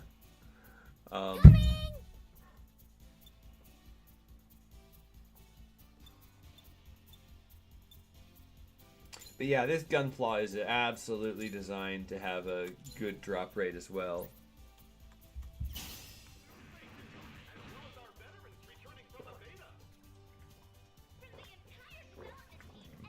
Well, what's crazy and going on right now in the YouTube sphere as well is there's still a bunch of people false reporting people. There's people copyright claiming people for stuff that's not their content. As in, they don't own the thing that they are copyright striking, but they will copyright strike it as though they are the owner of it. And then there are people who created an original work getting copyright struck by people who want to steal their work because they are independent artists. And YouTube, being a big corporate conservative conglomerate at this point, owned by Google, is evil and doesn't really give a shit. They should, but hey, you know, that's why there's some talk going on about some anti-monopoly suits coming against them. But I'm also quite confident in the ability of this build for us. But I'm not. Do you want to wait till there's no one? Yeah, there's still false reporting going on in droves. Oh yeah, did I mention the name of that guy? Takahito Koyasu. Koyasu. Yeah, he's one of my favorite voice actors from now. I forgot to mention his name, but I think I forgot to mention his name. I lost some people. You know, I've started to try and, you know, stop caring about whether I lose a viewer or two. I should be more careful about that, but like, how do I put this? There's with as many billion people on this planet as there are, there's enough out there that are going to be into what I'm saying. But the arbiter of who gets the money is YouTube, not the actual populace. Not until I have things like a Patreon and so on set up, which I don't yet, because there's a certain part of me that doesn't like to beg for money on the internet, you know? And there's a certain American part of my brain that goes, "Oh yeah, that's like internet panhandling," but it's not. It's not internet panhandling, and I shouldn't think of it like that.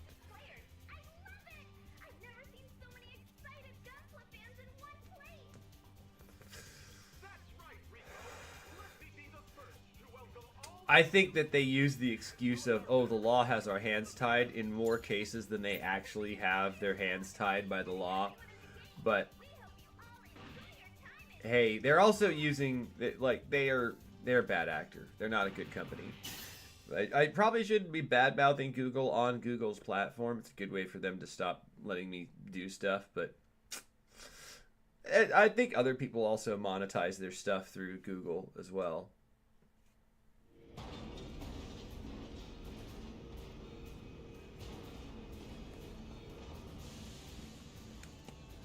Well, and John Oliver has done a very good deep dive into the double standard that YouTube takes advantage of, because it takes advantage of its platform status, but moderates itself in ways that but so that when it wants to be, it goes, oh no, we're a network, so you can't put that on here, but we're also just a platform, so we don't have control over what people put on here. And so they want it both ways there. They should not be allowed to have it that way.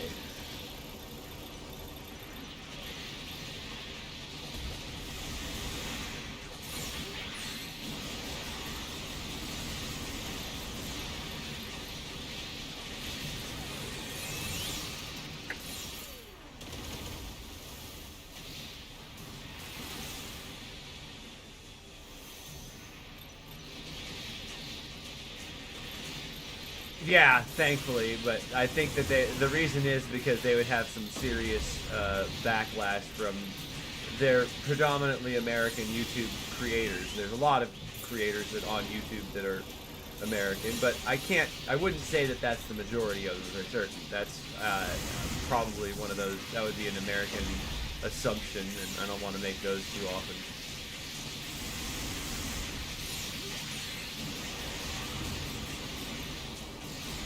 Yep. Exactly.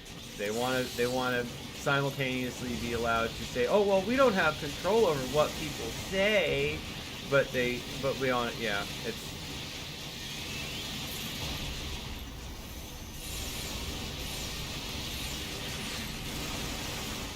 Arrgh! You stupid mobile armor. Blame the mobile armor.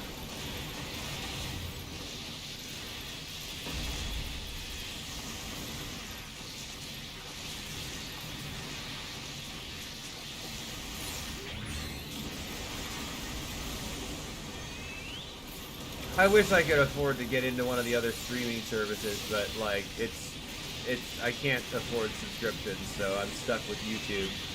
And like, I say stuck with YouTube. I'm not sure I make anything worth going on stuff like Nebula or Curiosity Stream. Even when I was making some decent points about the gacha systems. Like, it's funny, because I was saying it a couple years ago, and now people are catching up to what I was saying about Pavlovian conditioning in the gaming spheres, and like, nobody was listening to me back then. You can go watch it a couple years back. Now they're just now starting to talk about shit like that. Like, yeah, they intentionally, they conditioned us for years to go and play dailies and crap like that. That's why it's one of those things that I will stop playing a game if they've got daily rewards. Good work. Good work. Like, I don't like daily rewards and stuff, and I think that this game doesn't have them because they anticipated what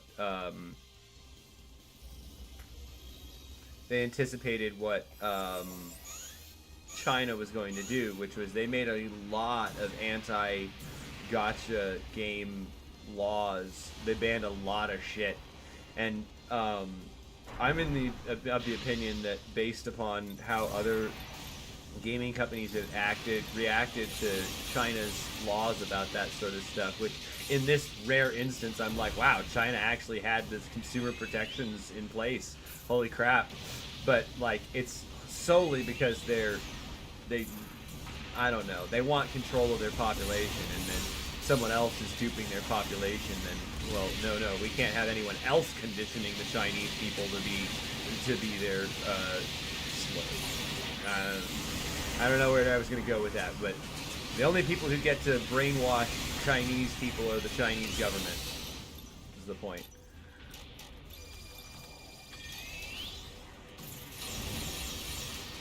And that's why I think they have a problem with it. It's nothing to do with, like, they're absolutely going to try and use similar tactics, you know?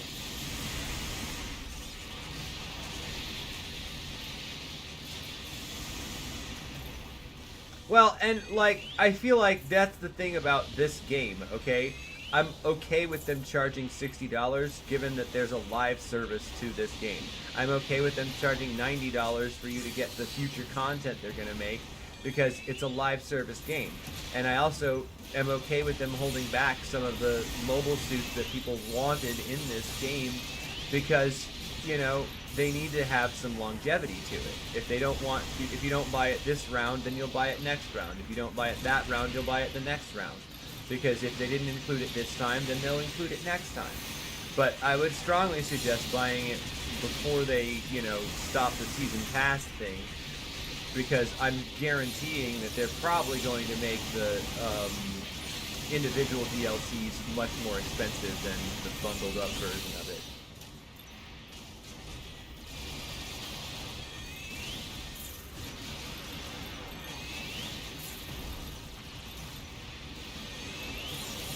Yeah, that's another thing. Is like they don't like to give their people the time sinks.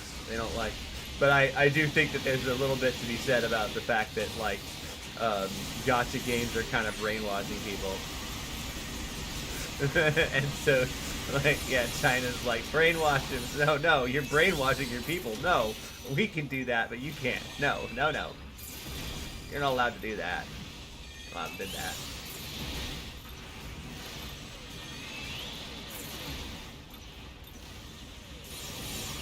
I'm saying that, of course, as an American who's never been in China, but I've been trying to pay attention to content creators who are from or in China, and of that, like, direct sources are, in my opinion, the best way to get your news in a lot of ways. Journalism is all good, but a lot of journalism now is poisoned by the corporate machination of they've got to make profit, so they're not going to tell you all of the good news. They're going to tell you a lot of the bad news.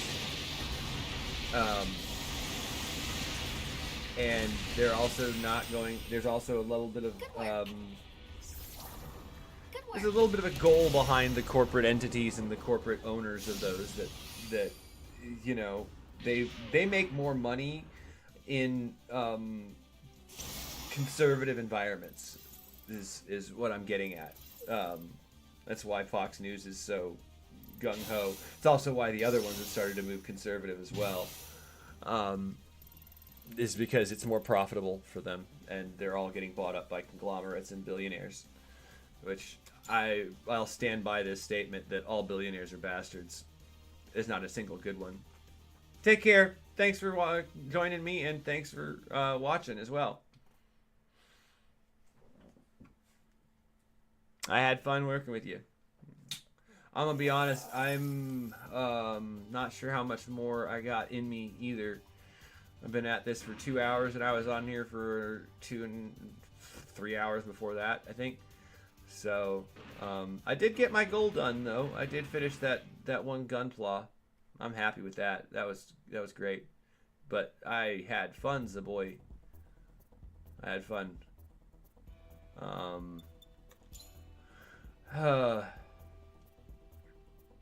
Okay. I am gonna load up this Dragonfly Gunpla, and oh, this was a process.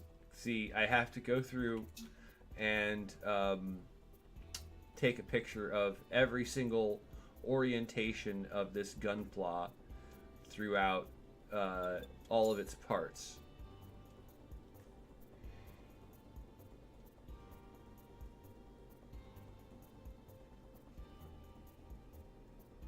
Well, the thing is that the unfortunate fact is that, to an extent, some of the media conglomerates have decided to move towards encouraging that sort of thinking, that sort of viewer, the tinfoil hat viewers, the fanaticism, that makes them money. And spinning up the lies, spinning up their viewers it makes money, unfortunately. Oh yeah, I love those builds. Those were so good. I think I've seen them around a couple other times while I was playing, so it was nice to get to play with them a little bit. And I also feel like this is the sort of thing, streams and things like this are one of the only ways in which we can actually have a social interaction element with the game and fellow players. You have to end up creating your own means of communicating with other players, like what I did, which was drop the name of my YouTube channel in my lobby name, so that people could come and see what I was saying, what I was doing. Because it feels right that if you're going to be on my stream, you should have the ability to go check what my stream is. So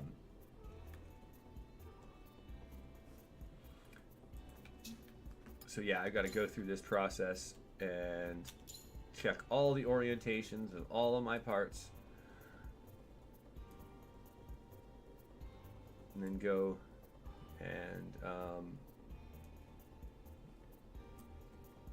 and grab more of those. The annoying thing is opening up 4 instances of snip and sketch, or 5 instances of snip and sketch.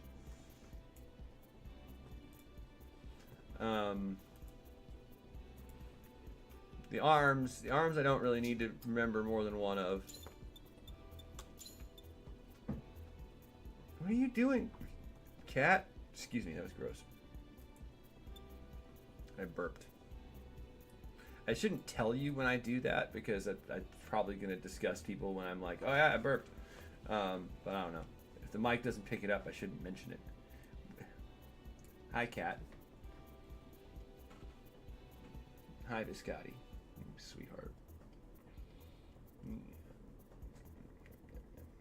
Gotta pay attention to the evil mascot. Don't fall. Don't fall. Despite what people like to think, cats can injure themselves falling. They do not always land on their feet. Especially when there are other obstructions involved.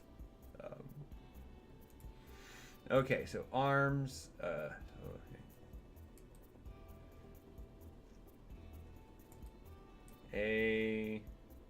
Oh no.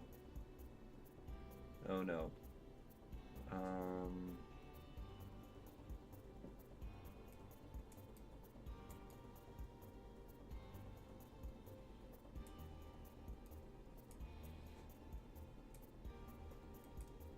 Sorry, I almost lost track of what parts were what window of the thing, because some of them, it's complicated. Yeah, I'm one of those people that, like, I probably shouldn't even mention it when I do that, but my brain goes, oh, gross, excuse me.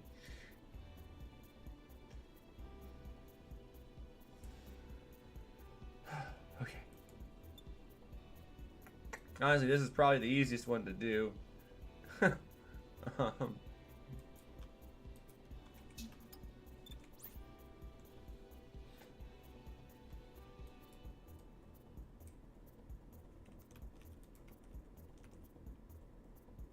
that's the arm. That's the head. That's the body. This is the legs.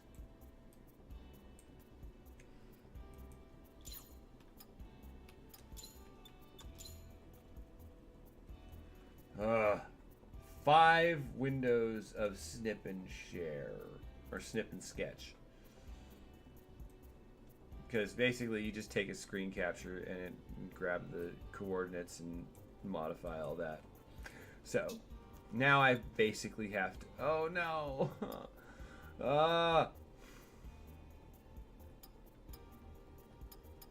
There's more elements to it that I'll have to go and grab later. I'm not going to do that right now. Blueprint. Because I created this variant of it, and after the Pro Tag contest, I was like, you know, I kind of like the color scheme that I made here. So I think I'm going to keep that, and then I made a mobile armor variant of it, and that's how it turned out. And now I've got to recreate it. Hi cat. Yep. So now we're going to see how I did that. I didn't intend to demonstrate this, but here we go.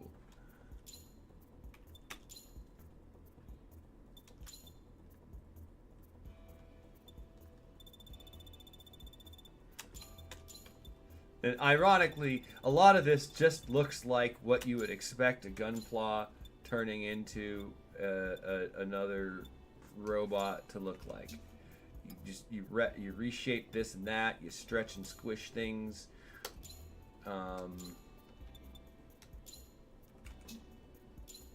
This gets adjusted a little bit. Not much, but it's also a little bit smaller, but also a little bit bigger, in part because if you imagine the mobile armor version of the of Tonbo, then once you see what the arms do, then it makes sense that the chest is kind of expanded a little bit compared to the robot version, because it slides the arms in a bit to try and create that dragonfly shape.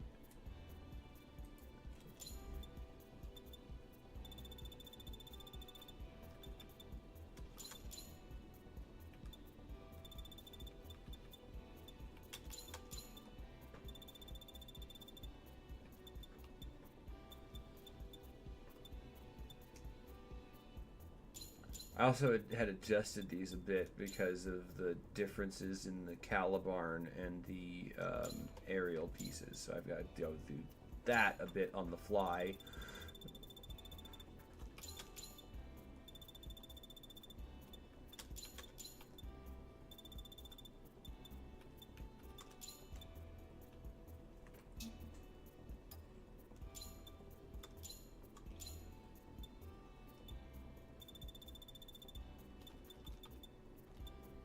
And a lot of the directions in this, you're going to have it just, you got to reverse the x-axis because that's from the center point of the body of the gunpla,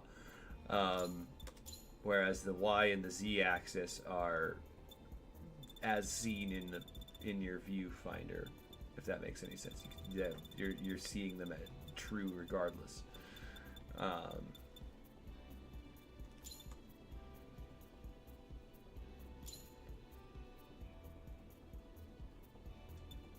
And the rotation in a lot of ways, the X and the Y are going to be, I think the X and the Y are mostly the same. No, the X and the Z are same, whereas the Y, you have to reverse it. Which is very weird.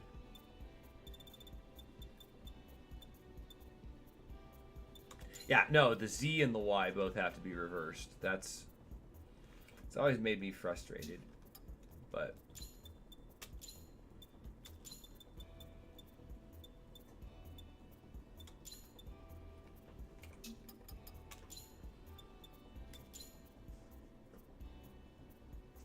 okay, I don't have the body.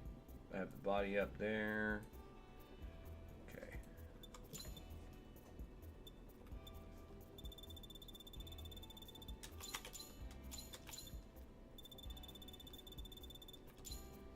I forgot to move those in that. I don't know why I didn't do that, but oh well. Sometimes you forget stuff. there's a very important reason why I don't want to have to recreate all of this crap, and it's entirely because of the decals.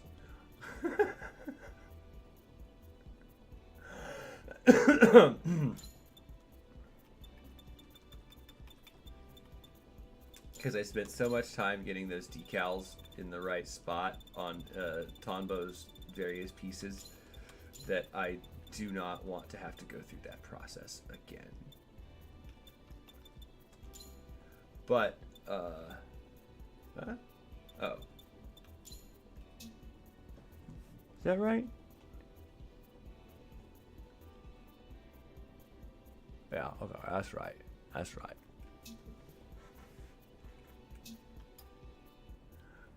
And the other thing is that I made the guns, the pistols symmetrical on this because, I want it to blast either way, right? I want it to look the same regardless of which one I'm using. But, there is a possibility that I might be able to find a beam handgun that doesn't do the same attack style,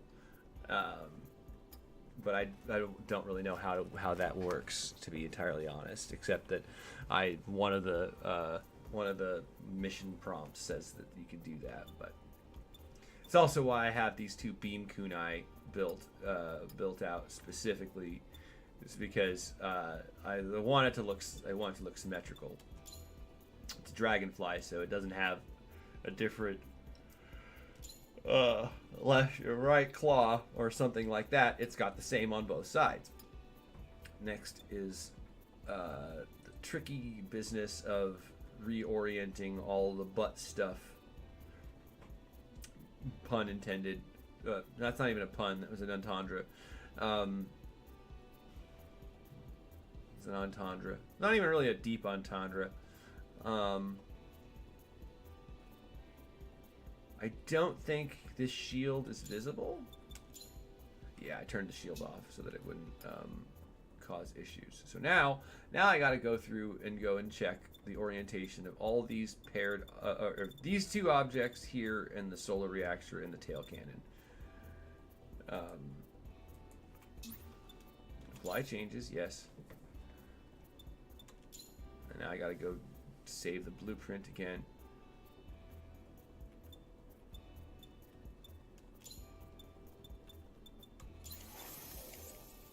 And it's fine. I have the actual version of the Parisol is down here. This is Parisol here, whereas this is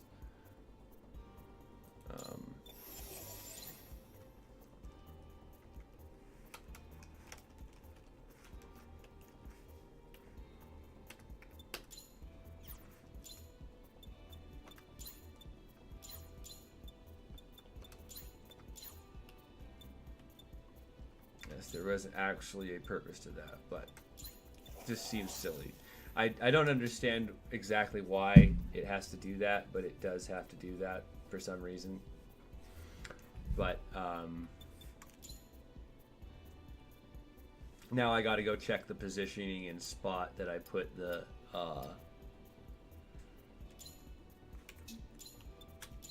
they are on right body 2. Okay, good to know.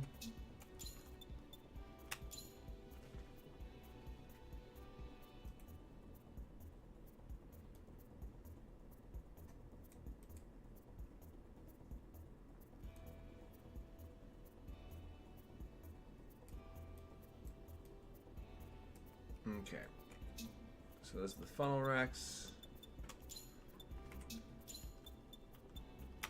The equipment location is middle body 1. Okay,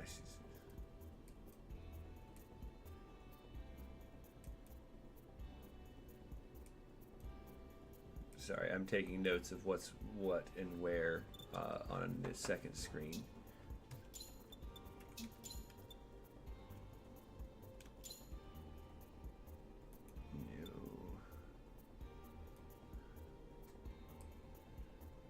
Is the tail, M.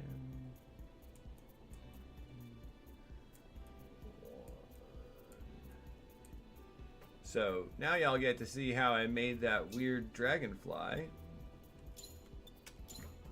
Excuse me, gross. That one I know it picked up. Sorry about that. Sometimes you cannot control it. Metal body 1 for that one as well.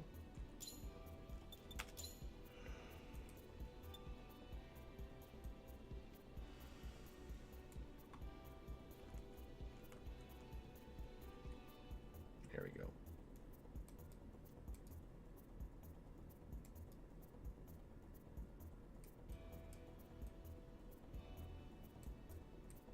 Oh. Whoopsie. Whatever. Okay, I have that one. I don't need to save this one. I could probably delete these, but I don't know. There's a sentimentality that's... I'm not deleting those yet.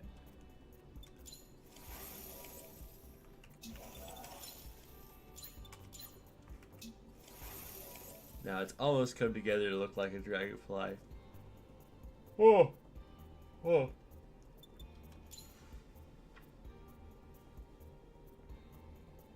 Delete these extra... Close these extra windows. I don't need all of them.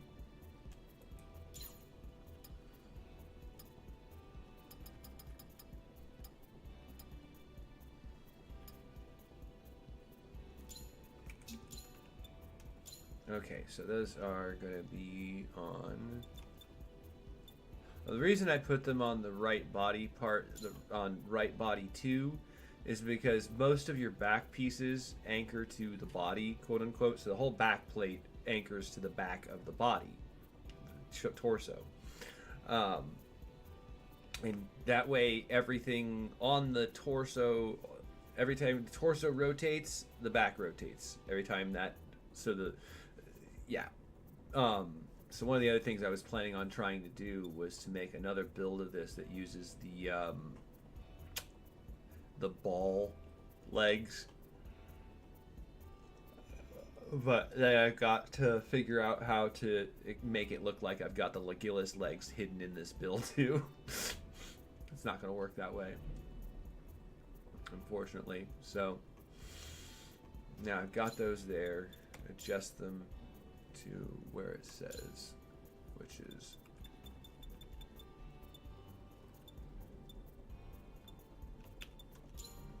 turn off my face cam. I gotta take the goggles off a bit. Ugh. Oh no. Whoops. Oh no, the mask is off. Oh well. It's a thin veil of secrecy in the first place.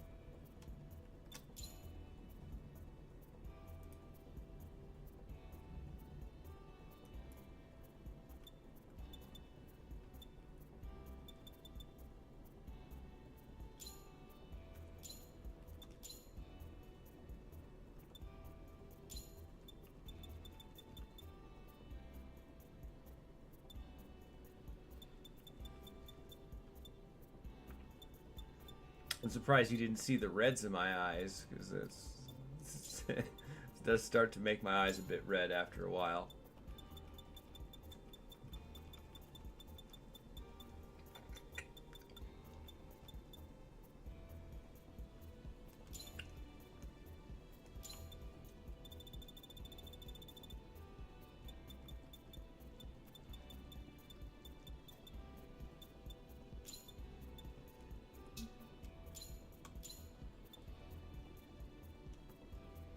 Alrighty.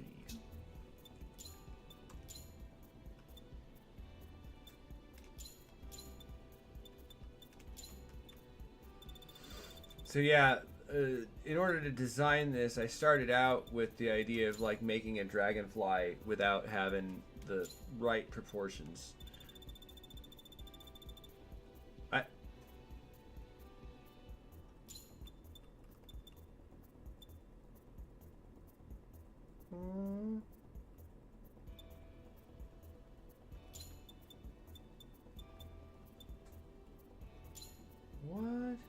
Okay, there's something off there. Oh, I forgot to move the equipment location. That's why.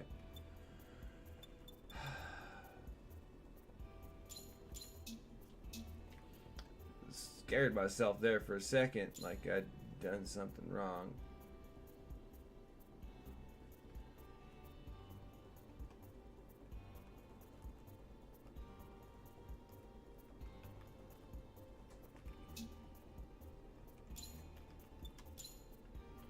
Okay, everything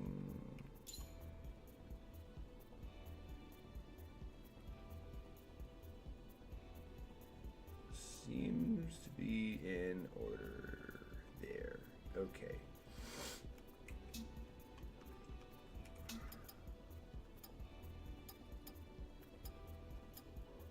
Yeah, the other thing that I do with this one is that this one cannot access the X rounder ability. It can do other stuff.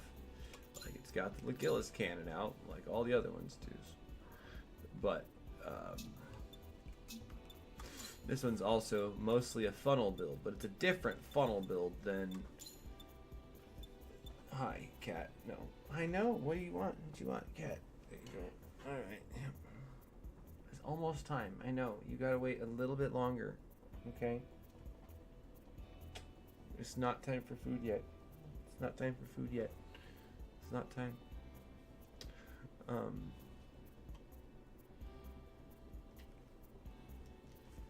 It's not time for food yet. It's okay.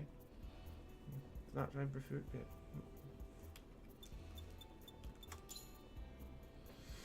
So yeah, it's I'm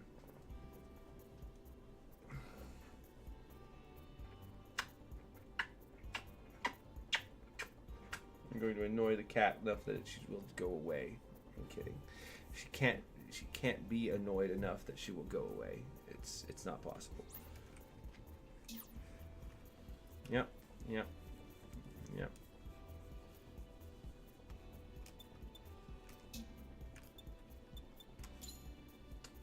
Yep. Yep. Yep. Yep. Yep. Yep. Yep. Yep. Yep. Yep. Yep.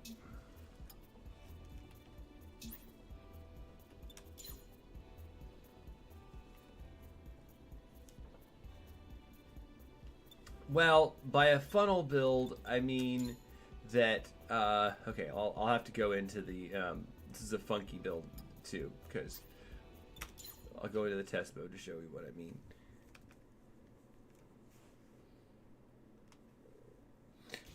Okay, so as the EX skills over there, that's a funnel, that's a funnel, and that's a funnel. Funnels have a DOT effect, basically, a damage over time. But these funnels, because of the way that they function, they take my arms away. So I don't have any arms. I can't actually attack with anything except my tail, or doing this, which is shield bashing. And I had a friend who was like, man, I love how it looks like the wings are just like saw blading the enemy when you do that. And that just made me want to keep using this build even further. Cat.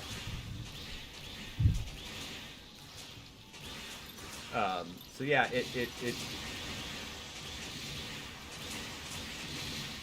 hypothetically, I am shield bashing them when I do that.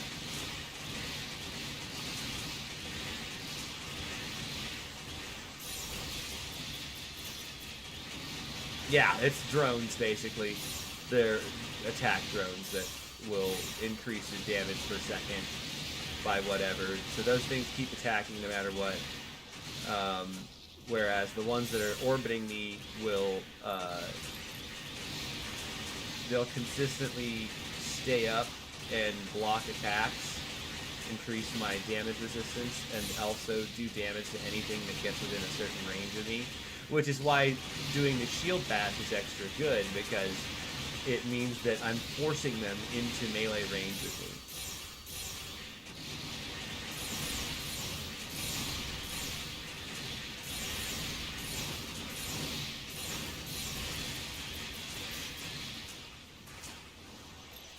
But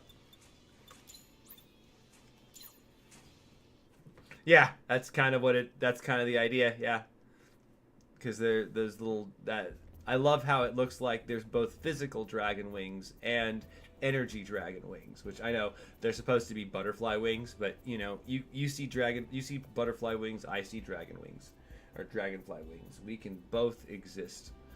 So now that that's fixed, I can repaint it to look right.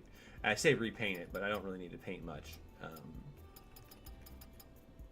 Because the only thing that's not painted right is the shield doesn't even show up. There's no reason for it to be painted at all.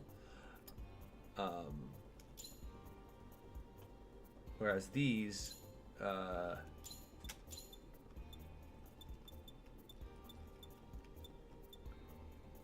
there's a lot of debate in my head about what I want these to be, but I think I'm gonna go with that bright glossy green,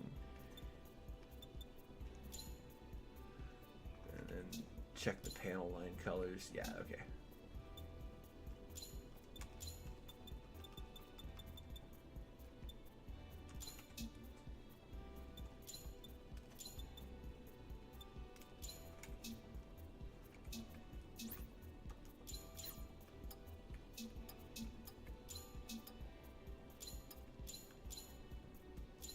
While I'm at it, I can take the chance to edit to recolor these guns.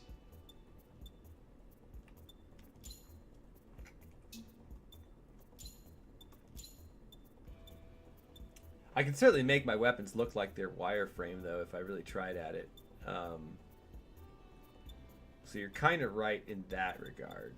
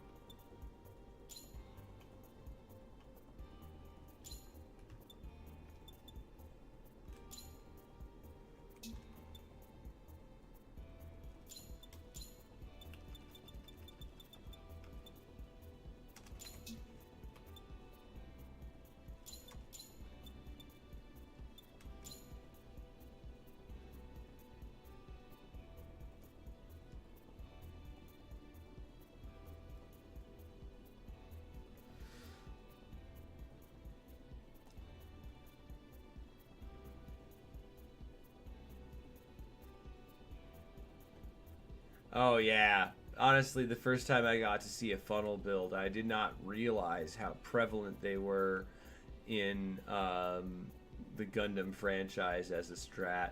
They're just all over the place. Not even to complain, of course. Like I like the funnel strat. It's a fun strat.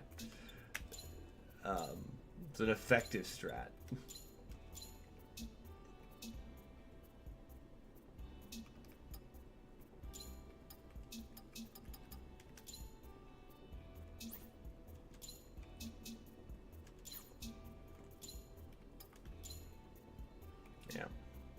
Unfortunately, you cannot color the particles. And this is the last part that you do. You do, but you don't have to do this. This is the custom pose, which determines what you decide to pose as when you finish a mission.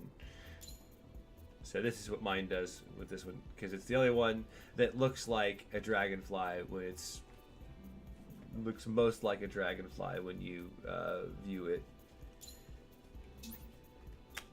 So And it will retain those custom poses and go in that pose when you're on the screen. Oh yeah, that was the one. That was the one that honestly, that was the first time I had seen a funnel strategy build.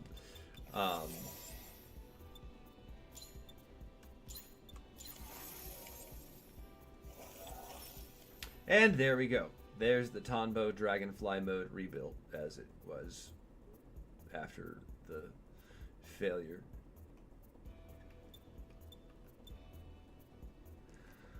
Looks a little different from this one, but not much. I mean, Calibarn, and this is the reason why I picked the Calibarn head, because it, like, I don't know, on some level it kind of doesn't look like the Dragonfly in some ways, but then again, it's a mech, not gonna be perfect. But that said, I gotta hop off of here. It's been fun. It's great watching, or great playing. And I appreciate y'all for talking with me and watching. So if you enjoyed it, you know, no pressure to do all the YouTube algorithm crap. Entirely, to be entirely honest, I don't think that should be how they monetize. I like that comparison. I like that comparison. That is also another thing that I made custom, because yeah, autocorrect is a bitch.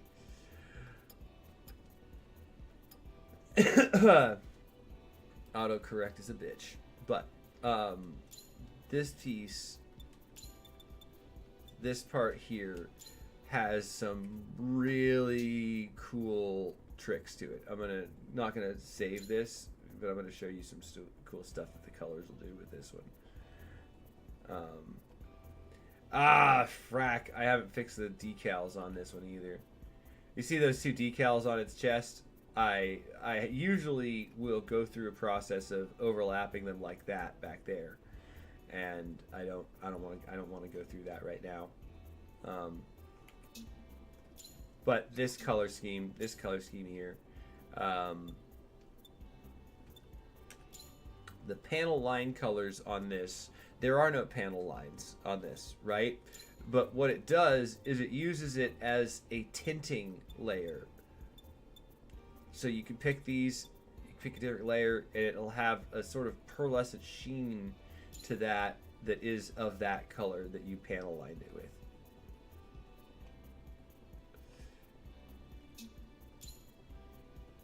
You see, you don't always see that blue color, right? Or the red color, or the yellow color that I'm talking about. But if you go and get the right angle, you'll see it. Even though there's no real panel lines. So what I think they did with that was they took the panel lining and were like, well, why don't, there's no panel lines, but let's make the edges colored like that. So I don't have to go through that. But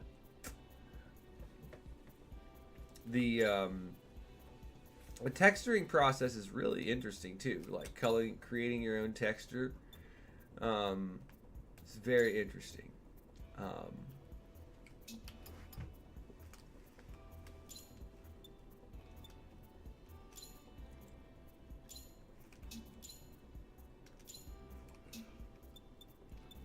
I kind of want to show that process a little bit. It's like, just for an example real quick, right? I'm gonna undo all this progress. I've used this on a couple of builds as well. I've got that on my little legs there, right? You can rotate it.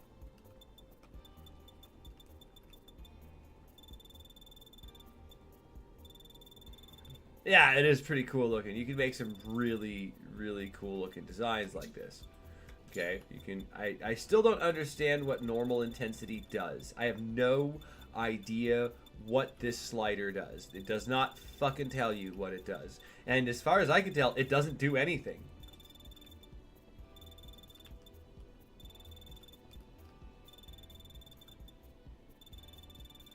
Oh wait. Oh, I saw it do something. I saw it do something. I still don't know what the hell it's doing, though. You can move it like this, so you can, you know, creep it up and down. This is a cool part. Cooler part, in my opinion. You can squish it.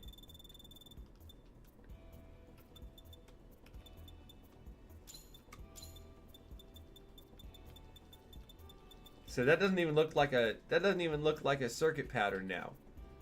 You cannot tell that that was a circuit pattern to begin with.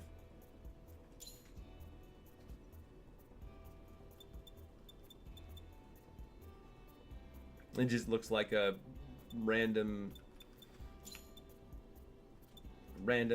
streaks of green, like action lines or something. This is, I like I said, I think that when you're talking about like a game reviewer and a Gunpla reviewer, they might not have dug as deep as they could have or should have, because this kind of thing is not possible in a real Gunpla. I don't think. I mean, maybe you can kind of make it look close, but not like this. Not without a lighting kit or something incredible. So the angle lets you just, you know, rotate whatever it's going to angle the circuitry is in.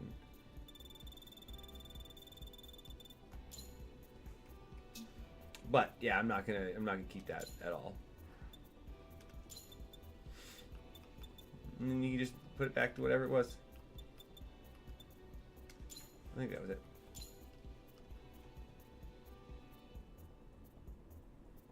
Yep.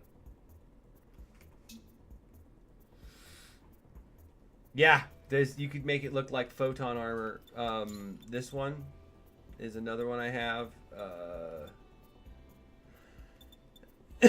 This one is that pattern for the eyepiece on the chest.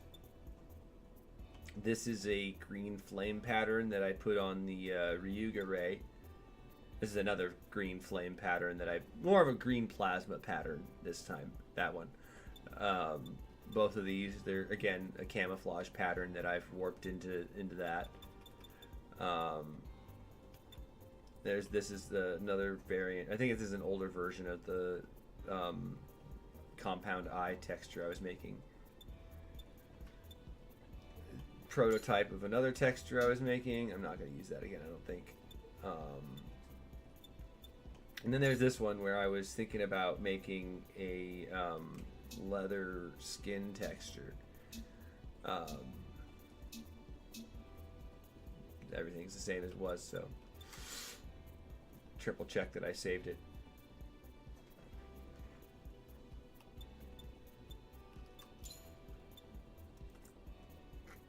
Another cool thing is that little preview there. Okay, let me rotate the Gunpla a little bit, right? That little preview there is based upon what angle you have it in and the pose that you have it in when you save the Gunpla. So if you rotate it off to the left like that, it'll do that. Rotate it off to the right, it'll do that. So all of these different angles and poses that I've got, that's because that's the angle that I stopped it at when it was done posing and when I saved it.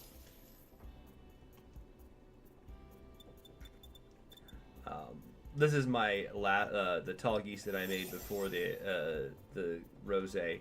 This one I like it, but I'm not as happy with it since I did not make any original pieces out of for it.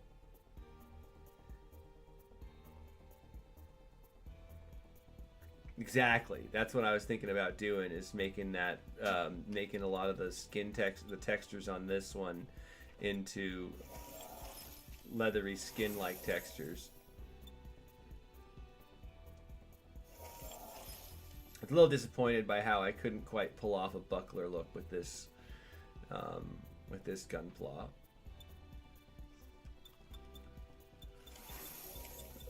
Yeah.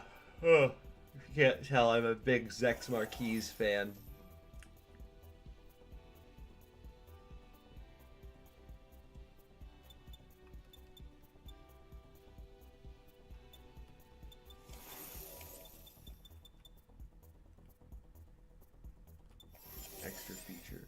Oh yeah.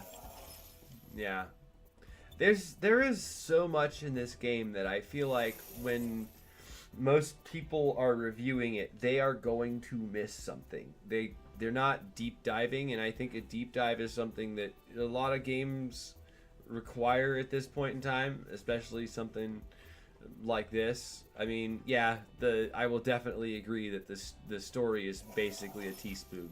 Okay, I wanted more. I wanted more. I did not feel like I got enough, and I want more. Do I enjoy the social aspect? Yep. I want more social aspect too. Did I enjoy do I enjoy the competitive aspect? What competitive aspect? But anyway, I'm actually going to log off now because I'm tired babbling and so on. Anyway, thanks for joining me after that long Midwest goodbye. I'll try and show off more of my builds next time. I've got the build that I've designed after trying to fill in the gaps in the Oz